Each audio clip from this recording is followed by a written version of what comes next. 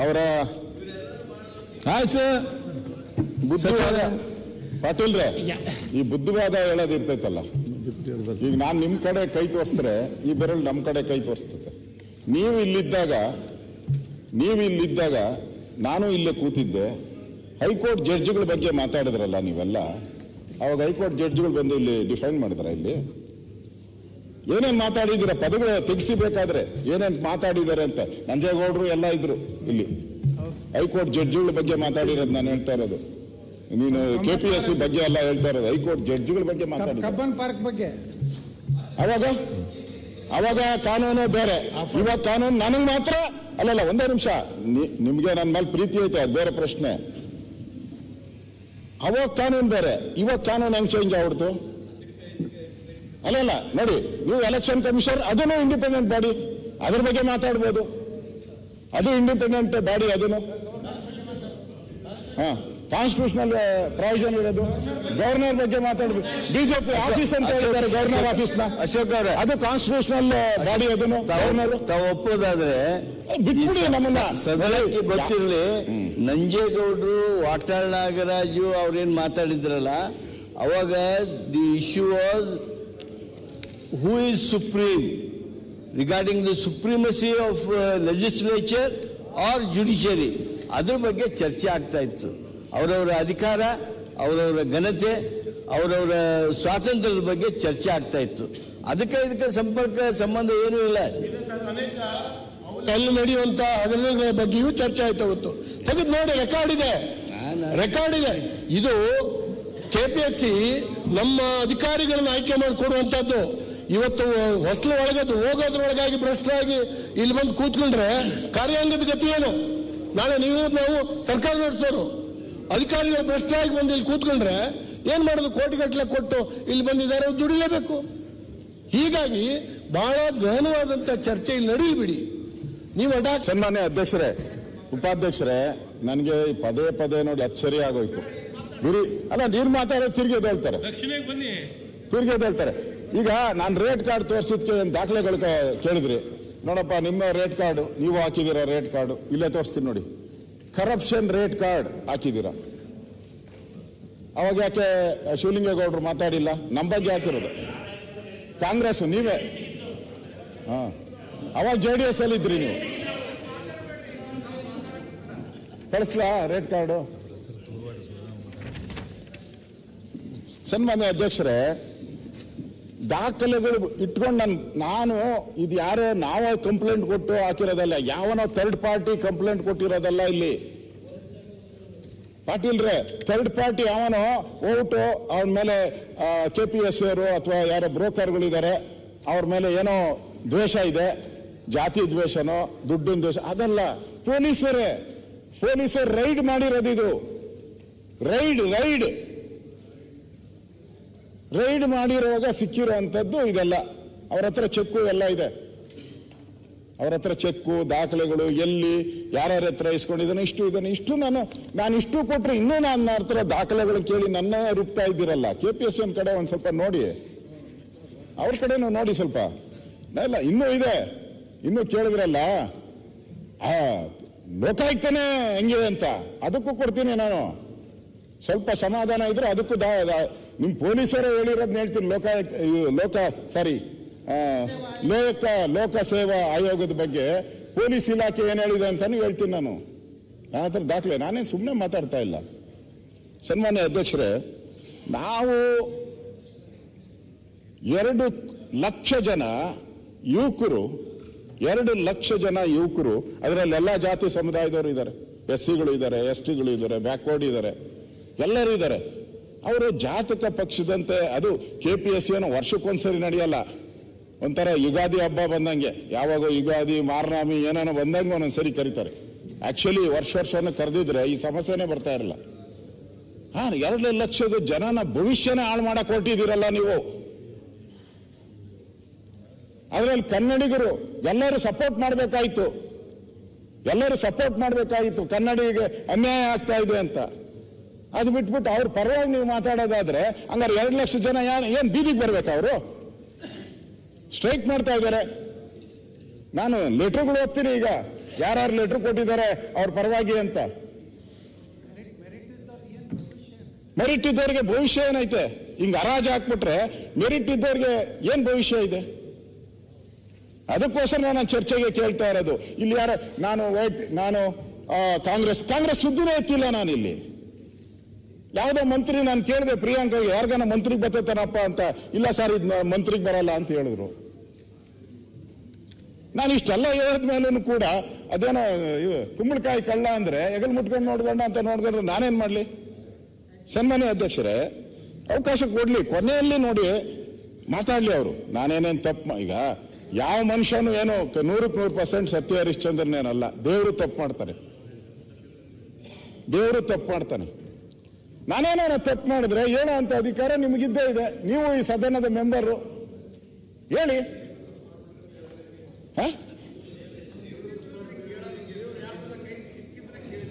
ಅಲ್ಲ, ದೇವರು ತಪ್ಪು ಮಾಡ್ತಾನೆ ಅಂದೆ.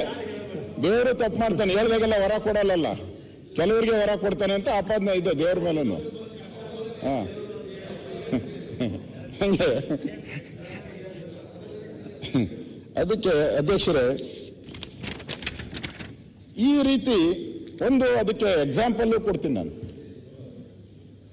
ಈ ಗ್ರಾಮೀಣ ಕುಡಿಯುವ ನೀರು ಸರಬರಾಜು ಒಳಚರಂಡಿ ಮಂಡಳಿಗೆ 21 ಅಸಿಸ್ಟೆಂಟ್ ಎಕ್ಸಿಕ್ಯೂಟಿವ್ ಎಂಜಿನಿಯರ್ ಹುದ್ದೆ ನೇಮಕಾತಿಯ ವ್ಯವಸ್ಥೆ KPS ಇದು. ಅದರಲ್ಲಿ ಅವರು 24 ಅಸಿಸ್ಟೆಂಟ್ ಎಕ್ಸಿಕ್ಯೂಟಿವ್ ಇಂಜಿನಿಯರ್ಗೆ ಹುದ್ದೆಗಾಗಿ 23 ಸೆಪ್ಟೆಂಬರ್ 1-2 ಆಯೋಗ ಲಿಖಿತ ಪರೀಕ್ಷೆಗೆ ಕರೀತಾರೆ. ಇದರಿಂದ ಸೆಪ್ಟೆಂಬರ್ ಅಲ್ಲಿ ಅದರ ಪಟ್ಟಿನೂ ಪ್ರಕಟ ಮಾಡ್ತಾರೆ. ಆಯ್ಕೆಯಾದ ಅಭ್ಯರ್ಥಿಗಳ ಪಟ್ಟಿಯನ್ನು ಪ್ರಕಟ ಮಾಡಿದ್ದಾರೆ ಅವರು. ಈ ಆಯ್ಕೆಯಾದ ಪಟ್ಟಿ ಪ್ರಕಟ ಆದಮೇಲೆ ಇಲ್ಲಿ ಮೋಸ ಆಗಿದೆ, ಈ ಅಸಿಸ್ಟೆಂಟ್ ಎಕ್ಸಿಕ್ಯೂಟಿವ್ ಇಂಜಿನಿಯರ್ ಅಲ್ಲಿ ಮೋಸ ಆಗಿದೆ ಅಂತೇಳಿ ಯಾರು ಪರೀಕ್ಷೆ ಬರೆದಿರ್ತಾರೆ, ಆ ಪರೀಕ್ಷೆ ಬರೆದಿರ್ತಕ್ಕಂಥ ಆನಂದ್ ಎಸ್ ಸಿದ್ದಾರೆಡ್ಡಿ ಅನ್ನೋರು ಈ KPSCಯಲ್ಲಿ ಅಕ್ರಮಗಳಾಗಿದೆ, ಸರಿಯಾದ ಎಕ್ಸಾಮ್ ಮಾಡಿಲ್ಲ ಅಂತೇಳಿ KPSCಗೆ ದೂರು ಕೊಡ್ತಾರೆ ಅವರು. ಆ ದೂರು ತಗೊಂಡ್ಮೇಲೆ KPSC ಅವರಿಗೆ ಅನಿಸ್ತೈತೆ, ಓ ಇವನು ಸಿದ್ದಾರೆಡ್ಡಿ ಏನ್ ಕೊಟ್ಟಿದ್ದಾನೆ ಆ ದೂರು ಕರೆಕ್ಟ್ ಆಗಿದೆ ಅಂತ ಅನ್ಸಿದ ಮೇಲೆ ಆಯೋಗ, ಯಾವುದು KPSC ಆಯೋಗ, ಡಿಸೆಂಬರ್ 2023 ಶಾಂತಮುನಿ ಅವರ ನೇತೃತ್ವದಲ್ಲಿ 3 ಸದಸ್ಯರ ಉಪಸಮಿತಿಯನ್ನು ರಚನೆ ಮಾಡ್ತಾರೆ. ಶಾಂತಮುನಿ ಅನ್ನೋರ ಹೆಸರಲ್ಲಿ 3 ಜನದ ರಚನೆ ಮಾಡ್ತಾರೆ. ಯಾರು? ಆಯೋಗ, KPSC ಆಯೋಗ ಮಾಡ್ತಾರೆ. ಈ KPSC ಕಾರ್ಯದರ್ಶಿ ಇರ್ತಾರಲ್ಲ, ಇವರು ಪ್ರಳಯ ಹಂತಗಳಲ್ಲಿ ಅವರು ಒಬ್ಬರೇ. ಅವನೇ ಮಾಡ್ತಾನೆ, ಅದನ್ನ ಅಕ್ಸೆಪ್ಟೇ ಮಾಡಲ್ಲ. ಗೊತ್ತಿಲ್ಲ ಕಾನೂನು ಏನಾಯ್ತೋ ಗೊತ್ತಿಲ್ಲ ನನಗೆ, ಅಕ್ಸೆಪ್ಟೇ ಮಾಡಲ್ಲ ಅವನು. ಬೇಜಾರಾಗಿ ಆ ಸಮಿತಿಯಲ್ಲಿ ಇದ್ದಾರಲ್ಲ ರಾಜೀನಾಮೆ ಕೊಟ್ಬಿಡ್ತಾರೆ, ನಾವು ಈ ಸಮಿತಿಗೆ ಕೆಲಸ ಮಾಡಲ್ಲ ಅಂತೇಳಿ. ಆಗ ಏನ್ ಮಾಡ್ತಾರೆ, ಲೋಕಸೇವಾ ಆಯೋಗ ಮತ್ತೆ ಇನ್ನೊಂದು 2024 ಮಾರ್ಚ್ 14 ತನ್ನ ಹಿರಿಯ ಸದಸ್ಯ, ಅದರಲ್ಲಿ ಬಹಳ ಸೀನಿಯರ್ ಇರುವಂತ ವಿಜಯ್ ಕುಮಾರ್ ಕುಚನೂರ್ ಅವರ ಅಧ್ಯಕ್ಷತೆಯಲ್ಲಿ 5 ಸದಸ್ಯರ ಒಂದು ಸಮಿತಿಯನ್ನ ನೇಮಕ ಮಾಡ್ತಾರೆ. ಅಕ್ರಮ ಆಗಿಲ್ಲ, ಅದೇ ದಾರಿಯಾಗ ಹೋಗೋ ತರ ಹೇಳ್ತಾರೆ ಅಂದ್ರಲ್ಲ, ದಾರಿಯಾಗ ಹೋಗೋ ತರ ಮಾತಾಡ್ತಾವ್ರೆ. ಇನ್ನೇನೋ ನೋಡಿದಲ್ಲಪ್ಪ ಬಾಲಕೃಷ್ಣ, ಏನೇನೋ ಹೇಳ್ತಾರೆ ಅಂತಲ್ಲ, ನಾನು ಹೇಳ್ತಾರೆ ದಾಖಲೆ. ಅಕ್ರಮ ಆಗಿದೆ ಅಂತೇಳಿ ಆಯೋಗನೇ ವಿಜಯ್ ಕುಮಾರ್ ಅನ್ನೋ ಸೀನಿಯರ್ ಅಧ್ಯಕ್ಷತೆಯಲ್ಲಿ 5 ಉಪಸಮಿತಿ ರಚನೆ ಮಾಡ್ತಾರೆ. ಆ ಸಮಿತಿ ಏನ್ ಮಾಡ್ತಾರೆ, ಕೂಲಂಕುಷವಾಗಿ ಇದನ್ನ ಒಂದ್ಸರಿ ಇದನ್ನೆಲ್ಲ ನೋಡ್ಬಿಡೋಣ, ಸರಿ ಮಾಡೋಣ KPSCನ ಅಂತೇಳಿ 40 ಸಭೆ ನಡೆಸಿದ್ದಾರೆ. 40 ಸಭೆದ ಅಜೆಂಡಾ ಎಲ್ಲನೂ ಕೂಡ ನನ್ನ ಹತ್ರ ಇದೆ. 40 ಸಭೆ ನಡೆಸಿದ್ದಾರೆ. ಆ ವಿಚಾರಣೆಯನ್ನ ನಡೆಸಿದ ಮೇಲೆ ಅವ್ರಿಗನ್ಸ್ತು ಇದರಲ್ಲಿ ಮೋಸ ಆಗಿದೆ ಅಂತೇಳಿ ಅದರಲ್ಲಿ OMR ಶೀಟ್ಸು, ನೋಂದಣಿ ಸಂಖ್ಯೆ, ಅಭ್ಯರ್ಥಿಗಳು ಗಳಿಸಿದ ಅಂಕ, ಪರೀಕ್ಷಾ ಕೇಂದ್ರದಲ್ಲಿ CCTV ಕ್ಯಾಮೆರಾ ಅದನ್ನ ದೃಶ್ಯಗಳನ್ನ ಇವೆಲ್ಲವನ್ನ ತಗೊಂತಾರೆ. CCTV ಕ್ಯಾಮೆರಾದು ಅವ್ನಿಗೆ ಮಾರ್ಕ್ಸ್ ಎಷ್ಟು ಬಂದೈತೆ, ಯಾರ್ಯಾರಿಗೆ ಎಷ್ಟೆಷ್ಟು ಮಾರ್ಕ್ಸ್ ಬಂದೈತೆ, ಇವೆಲ್ಲವನ್ನ ತಗೊಂಡು ಒಟ್ಟು 24 ಅಭ್ಯರ್ಥಿಗಳಿಗೆ OMR ಶೀಟ್ಗಳ ಕಾರ್ಬನ್ ಕಾಪಿ ಒದಗಿಸುವಂತ ಕೇಳ್ತಾರೆ. ಈ OMR ಅಂತ ಹೇಳಿದ್ರೆ ಎರಡು ನಾನು ಕೊಡ್ತೀನಿ ನೋಡಿ. ಇದು ಪ್ರಶ್ನೆ ಪತ್ರಿಕೆ, ಇದರಲ್ಲಿ ಇನ್ನೊಂದು ಕಾರ್ಬನ್ ಕಾಪಿ ಇರ್ತೈತೆ. ಇದರಲ್ಲಿ ಕಾರ್ಬನ್ ಕಾಪಿ ಇಲ್ಲಿ ಬರೆದಿರೋದೆಲ್ಲ ಅದರಲ್ಲಿ ಮಾರ್ಕ್ ಆಗ್ತದೆ. ಅದನ್ನ ನೀವು ಅಭ್ಯರ್ಥಿ ತಗೊಂಡೋಗ್ಬೋದು. ಇದರಲ್ಲಿ ಕೋಡ್ ಇದೆ ನೋಡಿ, ಕೋಡ್ ಮಧ್ಯೆ ಹಾಕಿದ್ದಾರೆ. ಕೋಡ್ ಎರಡು ಕಡೆ ಕೋಡ್ ಇದೆ. ಈ ಕೋಡನ್ನ ನೀವು ಫೋಲ್ಡ್ ಮಾಡಿಬಿಟ್ರೆ ಹಿಂಗೆ ಕಟ್ ಆಗೋತೈತೆ. ಇದು ಅಲ್ಲಿ ಹೋಗ್ತೈತೆ ಈ ಕೋಡು. ಈ ಸ್ಕ್ಯಾನಿಂಗ್ ಇದು ಇರೋದು. ಇದು ಯಾರು ಪರೀಕ್ಷೆ ಇದು ಮಾಡ್ತಾರೋ ಅವ್ರಿಗೆ ಹೋಗ್ತೈತೆ. ಇದೆಲ್ಲ ಅಭ್ಯರ್ಥಿಗಿದ್ರೆ ಈ ಪರೀಕ್ಷೆ ಯಾರಿಗೂ ನಂಬರ್ ಗೊತ್ತಾಗಬಾರ್ದು ಅಂತ ಇಲ್ಲಿ ನಂಬರ್ ಇದೆ ನೋಡಿ, ಅವರ ಆಲ್ ಟಿಕೆಟ್ ನಂಬರ್ ಎಲ್ಲ ಇದೆ. ಈ ಆಲ್ ಟಿಕೆಟ್ ನಂಬರು ಅವ್ರಿಗೆ ಗೊತ್ತಾಗಬಾರ್ದು. ಯಾರಿಗೆ ಪರೀಕ್ಷೆ ಚೆಕ್ ಮಾಡೋರಿಗೆ ಗೊತ್ತಾಗಬಾರ್ದು. ವ್ಯಾಲ್ಯೂಯೇಷನ್ ಮಾಡೋರಿಗೆ ಕರೆಕ್ಟ್ ನೋಡಿ. ನಮ್ಮ ಶ್ರೀರಂಗಪಟ್ಟಣ ಹೇಳ್ತಾನೆ ಕರೆಕ್ಟ್. ನೀನು ಒಬ್ಬನೇ ಗುರು ಸಪೋರ್ಟ್ ಬಂದಿದ್ದು. ಇನ್ವಿಲಿಜೇಟರ್ ಅದು ಇನ್ನೂ ವರ್ಡ್. ಇಲ್ಲಿ ಕನ್ನಡದ ಬಗ್ಗೆ ನೆಕ್ಸ್ಟ್ ಇರೋದು, ಅದಕ್ಕೋಸ್ಕರ ಕನ್ನಡ ಇಂಗ್ಲಿಷ್ ಪದಾನ ಸ್ವಲ್ಪ ಕಡಿಮೆ ಮಾಡೋಣ. ಇದು ಆಗ್ತೈತೆ. ಅದು ಗೊತ್ತಾಗಬಾರ್ದು, ಸೀಕ್ರೆಸಿ ಮಾಡಬೇಕು ಅನ್ನೋ ದೃಷ್ಟಿಯಿಂದ, ಸರಿಯಾದಂಥ ಅಭ್ಯರ್ಥಿ ಪಾಸ್ ಆಗಬೇಕು ಅನ್ನೋ ದೃಷ್ಟಿಯಿಂದ ಅವನು ಗೊತ್ತಾಗಬಾರ್ದು ಅಂತ ಮಾಡ್ತಾರೆ. ಇದು ಟಿಕ್ ಮಾಡೋದು. ಒಂದಕ್ಕೆ ಒಂದು ಪ್ರಶ್ನೆಗೆ 4 ರೌಂಡ್ ಮಾಡೋದು.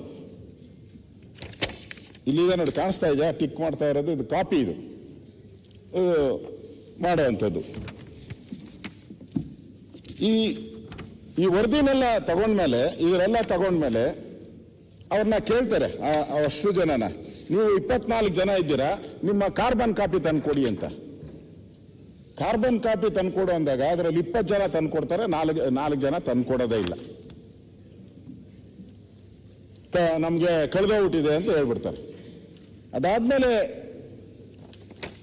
ಇವನ್ನ ಏನ್ ಮಾಡ್ತಾರೆ ಪಾಟೀಲ್ರೆ, ಅವ್ರಿಗೆ ಡೌಟ್ ಶುರು ಆಗ್ತೈತೆ. ಯಾರು ತನಿಖಾ ಆಯೋಗದಲ್ಲಿ ಇದ್ರಲ್ಲ, ಡೌಟ್ ಶುರು ಆಗ್ತೈತೆ, ಇಲ್ಲೇನೋ ಮೋಸ ಆಗಿದೆ ಅಂತ.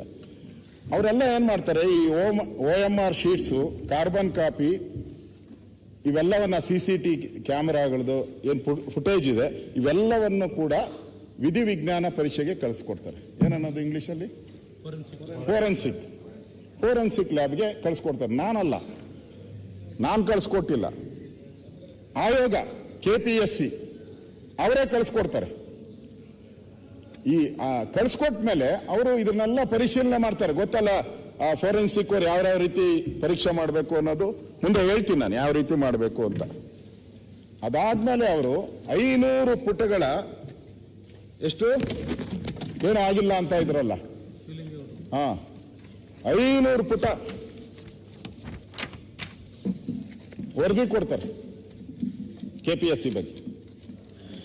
H.K. ಪಾಟೀಲ್ ಹೇಳಿದ್ರು, ಅವ್ರ ಬಗ್ಗೆ ಆಪಾದನೆ ಮಾಡಬೇಕಾದ್ರೆ ಸ್ವಲ್ಪ ನೋಡಿ, ಅವರು ಹುಷಾರು, ಅವರು ಹಂಗೆ ಹಿಂಗೆ ಅಂತ. ಅದಕ್ಕೆ 500 ಪುಟ ಪಾಟೀಲ್ರೆ ಕಳಿಸ್ಕೊಡ್ತೀನಿ ಬೇಕಾದ್ರೆ. 500 ಪುಟದಲ್ಲಿ ಪ್ರತಿಯೊಂದು ಪೇಜಲ್ಲೂ ಎನ್ಕ್ವೈರಿ ರಿಪೋರ್ಟ್ ಇಲ್ಲೇ ಇದೆ ನೋಡಿ. ಎನ್ಕ್ವೈರಿ ರಿಪೋರ್ಟ್, ಕರ್ನಾಟಕ ಲೋಕಸೇವಾ ಆಯೋಗ enquiry report submitted by the sub committee. ಇದು ಈ 500 ಪುಟದ್ದು ಇದು. ಬೇಕಾ? ಬಾಲು ಕೊಡಪ್ಪ, ತಗೊಂಡೋಗಿ. ಯಾಕೋ ನನ್ನ ಮೇಲೆ ಗುರು ಅಂತವನೇ. ಅದರಲ್ಲಿ ಏನಾಗ್ತತೆ, ವಿಚಾರಣೆ ಒಳಪಡಿಸಿದಾಗ 10 ಜನ ಅಭ್ಯರ್ಥಿಗಳು ಮೋಸ ಮಾಡಿರೋದನ್ನ ಕಂಡು ಬರ್ತೈತೆ. ಅದು ಬಾಲಕ್ ಗೊತ್ತಾಯ್ತಾ? ಡಾಕ್ಟರ್ ಅಲ್ಲ ನೀನು. ಗೊತ್ತು ನನಗೆ. ನಾನೇ ಫಸ್ಟ್ MLA ಮಾಡಿದ್ದೆ ಅವ್ರನ್ನ.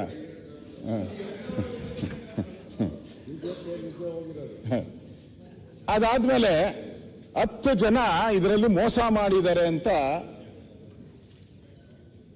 ಆ ಫೋರೆನ್ಸಿಕ್ ಲ್ಯಾಬ್ ರಿಪೋರ್ಟ್ ಮೇಲೆ ಆಯೋಗ ಹೇಳ್ತದೆ 10 ಜನ ಮೋಸ ಮಾಡಿದ್ದಾರೆ ಅಂತೇಳಿ.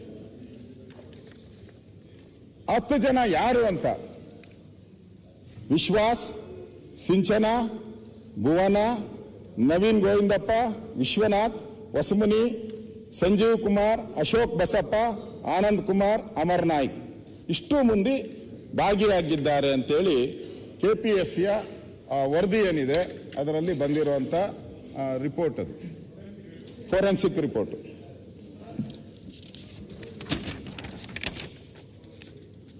ಅದಾದ್ಮೇಲೆ ಅವರು ಹೇಳ್ತಾರೆ ಇಷ್ಟು ಜನನ ನೀವು ತಪ್ಪು ಮಾಡಿದ್ದಾರೆ, ಈ ತಪ್ಪು ಮಾಡಿರೋದನ್ನ ರದ್ದು ಮಾಡಬೇಕು. ಆಯೋಗ ಕೇಳ್ಕೊಂತತೆ ಇದು ತಪ್ಪು ಆಗಿದೆ, ಇದನ್ನ COD ಎನ್ಕ್ವೈರಿ ಕೊಡಿ, ನ್ಯಾಯ ಸಿಗಬೇಕು, ಅಕ್ರಮ ಮಾಡಿದ್ದಾರೆ ಅಂತ. ಬಾಲು ಸಹಾಯ ಮಾಡ್ತಾನೆ ಅಂತ ಅನ್ಸ್ತೈತೆ. ಇದು ಹೆಂಗ್ ಮಾಡ್ತಾರೆ ಅಧ್ಯಕ್ಷರೇ? ಇದು ಟಿಕ್ ಮಾಡೋದು 100 ಪ್ರಶ್ನೆ ಇರ್ತೈತೆ. ಶಿವಲಿಂಗೇಗೌಡ್ರೆ ನ್ಯೂ ಟೈಪ್ ಅಂತ ಏನು ನಮ್ಗೆಲ್ಲ ನ್ಯೂ ಟೈಪ್ ಅಂತ ಕೊಡೋರು. New type. ಆ ನ್ಯೂ ಟೈಪ್ ಅಲ್ಲಿ ಬರೀ ಟಿಕ್ ಹೊಡೆಯೋದಷ್ಟೇ, ಕ್ವಶನ್ ಬರೆಯಂಗಿಲ್ಲ. ಅದೇ 4 ಚಾಯ್ಸ್ ಅವರೇ ಕೊಡ್ತಾರೆ, ಅದರೊಳಗೆ ಕರೆಕ್ಟ್ ಉತ್ತರ ಬರೀಬೇಕು. ಈಗ ನಾನು ಡೀಲ್ ಅದೇ ಹೇಳಿದ್ರಲ್ಲ ಅವಾಗೆ ತೋರಿಸಿದ ಇದು ಅಂದ್ರಲ್ಲ OMR ಅದು ಡೀಲ್ ಅಂತ ಹೇಳಿದ್ಕೆ ಇದು ಮಾಡಲಿ. ಅವನಿಗೆ ನಾವು ಡೀಲ್ ಕೊಡ್ತೀರಿ ನಾವು. ಯಾರಿಗೆ? ಆ ಬ್ರೋಕರ್ಗೆ. ನಾವು ಅದು 100 ಪ್ರಶ್ನೆಗಳು ಇರ್ತೈತಲ್ಲ, ಆ 100 ಪ್ರಶ್ನೆಗಳಿಗೆ ಅವನಿಗೆ ಮೊದಲೇ ಹೇಳ್ತೀರಿ. ಯಾರಿಗೆ? ಕ್ಯಾಂಡಿಡೇಟ್ಗೆ. ನೋಡಪ್ಪ ಕರೆಕ್ಟಾಗಿ ನೋಡು, ನಿನಗೆ 100ಕ್ಕೆ 200% ನಂಬಿಕೆ ಇರಬೇಕು ಆ ಪ್ರಶ್ನೆ ಮೇಲೆ. 100ಕ್ಕೆ 200% ನಂಬಿಕೆ ಇರಬೇಕು ಅಂಥವನ್ನ 11 ಮಾಡು ಅಂತ ಹೇಳ್ತೀನಿ. ಪ್ರಶ್ನೆ ಇರೋದು 100, ನಾನು ಅವನಿಗೆ ಒಂದು ಕೋಡ್ ನಂಬರು 11ಕ್ಕೆ ಅವ್ನು ಟಿಕ್ ಮಾಡಬೇಕು. ಅದು ಗೊತ್ತಿರೋ ಮಾತ್ರ ಅವನು 11 ಟಿಕ್ ಮಾಡ್ತಾನೆ. ಇನ್ನೊಬ್ಬನಿಗೆ ನಾನು ಹೇಳ್ತೀನಿ 16ಕ್ಕೆ ಮಾತ್ರ ಟಿಕ್ ಮಾಡು ಅಂತ. ಅವನು 16ಕ್ಕೆ ಟಿಕ್ ಮಾಡ್ತಾನೆ, ಇನ್ನು ಉಳಿದವೆಲ್ಲ ಬಿಟ್ಟು ಬಿಡ್ತಾನೆ. ಕರೆಕ್ಟ್. ನಿಮ್ಗೆ ಗೊತ್ತಿದ್ದಂಗಿದೆ? ಗೊತ್ತಿದೆಯಾ?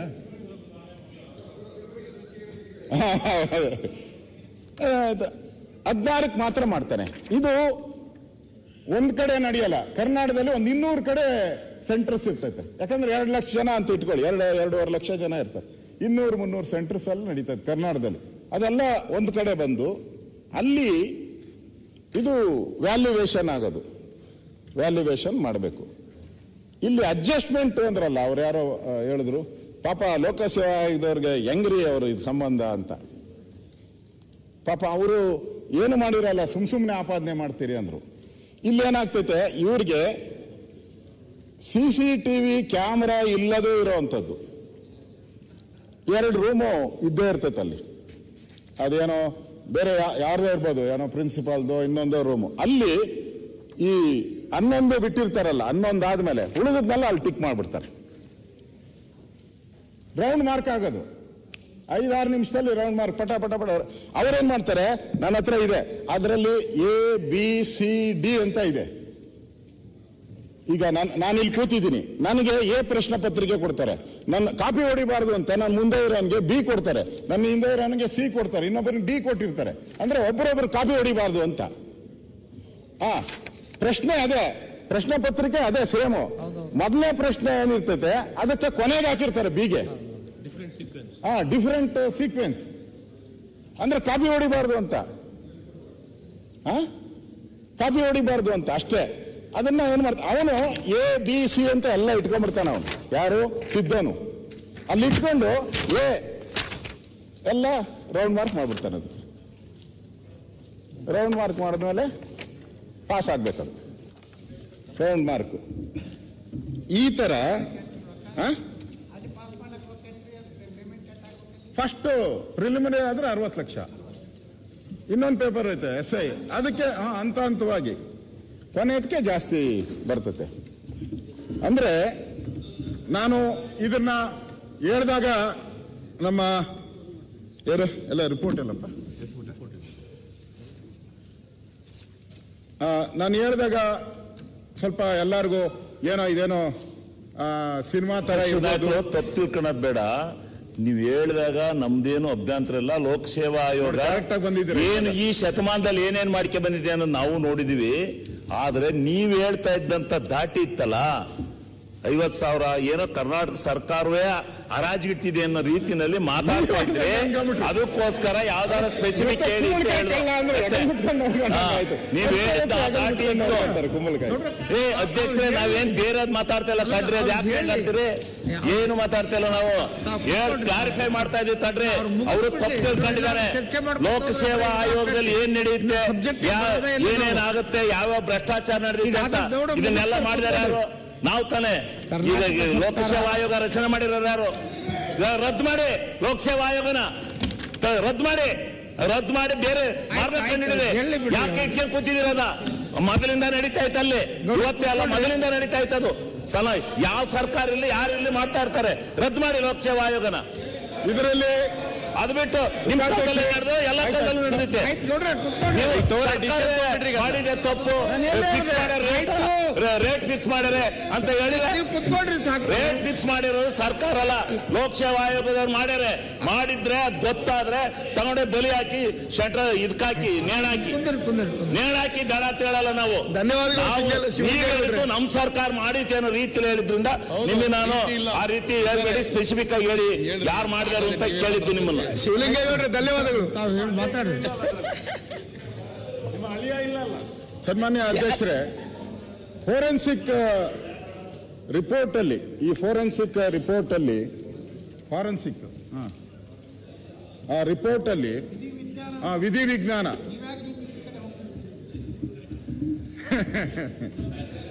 ವಿಧಿ ವಿಜ್ಞಾನದಲ್ಲಿ ಅವರು ಮಾರ್ಕ್ ಮಾಡೋದು ಇರ್ತೈತಲ್ಲ. ಈಗ 11 ಪ್ರಶ್ನೆ ಅವರು ಒಬ್ಬ ಮಾರ್ಕ್ ಮಾಡಿರ್ತಾನೆ, ಅದನ್ನ ತಗೊಂಡೋಗಿ ಇನ್ನು ಉಳಿದದ್ದು ಇನ್ನೊಬ್ಬ ಮಾಡಬೇಕು. ಅವನೇನ್ ಮಾಡ್ತಾನೆ, ಪ್ರೆಷರ್ ಕೊಡ್ತಾನಲ್ಲ. ಈಗ ನಾನು ಒಂಥರ ರೌಂಡ್ ಹಾಕೋದು, ನಾನೊಂಥರ ಹಾಕ್ತೀನಿ ರೌಂಡ್, ಅದರಾಗೂ ಚೆಕ್ ಮಾಡಿ ಅವನು ಹಾಕೋನು. ಆ ಪ್ರೆಷರ್ ಕಡಿಮೆ ಇರ್ತೈತೆ, ಜಾಸ್ತಿ ಇರ್ತೈತೆ, ಕಡಿಮೆ, ಅದರಲ್ಲಿ ಅವರು ಕಂಡುಹಿಡಿದಿದ್ದಾರೆ. ಆಮೇಲೆ ಇನ್ ಕೆಲವರು ಏನ್ ಮಾಡ್ಬಿಟ್ಟಿದ್ದಾರೆ, ಇಲ್ಲೊಂದು ಪೆನ್ ಯೂಸ್ ಮಾಡಿದ್ದಾನೆ. ಯಾರು? ಕ್ಯಾಂಡಿಡೇಟ್ ಒಂದು ಪೆನ್ ಯೂಸ್ ಮಾಡಿದ್ದಾನೆ. ಇನ್ನೊಬ್ರು ಅವನಲ್ಲಿ ಮಾಡೋ ಬಿರಿಯಲ್ಲಿ ಅವನೊಂಥರ ಪೆನ್ ಯೂಸ್ ಮಾಡಿದ್ದಾನೆ. ಇವೆಲ್ಲ ಸಿಕ್ಬಿಟ್ಟು ಅದ್ರ ಮೇಲೆನೆ, ಅಂದ್ರೆ ಡೂಪ್ಲಿಕೇಟ್ ಅಲ್ಲ ಇದು. ಫೋರೆನ್ಸಿಕ್ ರಿಪೋರ್ಟ್ ಬಂದಿರೋದು ವಿಧಿ ವಿಜ್ಞಾನ ಡೂಪ್ಲಿಕೇಟ್ ಅಲ್ಲ. ಅವರೆಲ್ಲ ಕ್ಲೀನ್ ಆಗಿ ಮೆನ್ಷನ್ ಮಾಡಿದ್ದಾರೆ, ಪ್ರತಿಯೊಂದನ್ನು ಮೆನ್ಷನ್ ಮಾಡಿ ಇದು ಮಾಡಿದ್ದಾರೆ. ಮಾಡಿ ಈ ತರ ಅಕ್ರಮ ಆಗಿದೆ. ಇನ್ನೊಂದು, ಅವಾಗೆ ಪ್ರಶ್ನೆ ಕೇಳಿದಾಗ ಹೇಳಿದ್ರು, ಏನ್ ಇದರಲ್ಲಿ ಲೋಕಸೇವಾ ಆಯೋಗದ ಪ್ರಶ್ನೆ ಏನ್ ಬರುತ್ತೆ, ಕಾಂಗ್ರೆಸ್ನವ್ರು ಸಿಕ್ಕಾಕೊಡ್ರಲ್ ಅಂತ ಕೇಳಿದ್ರು. ಇದರಲ್ಲಿ ಅದೇ ವಿರೋಧ ಪಕ್ಷದ ನಾಯಕರೇ, ಲೋಕಸೇವಾ ಆಯೋಗನೇ ತಪ್ಪು ಮಾಡೋದು, ಸರ್ಕಾರ ಎಲ್ಲ ತಪ್ಪು ಮಾಡೋದು. ತಿರುಗಿ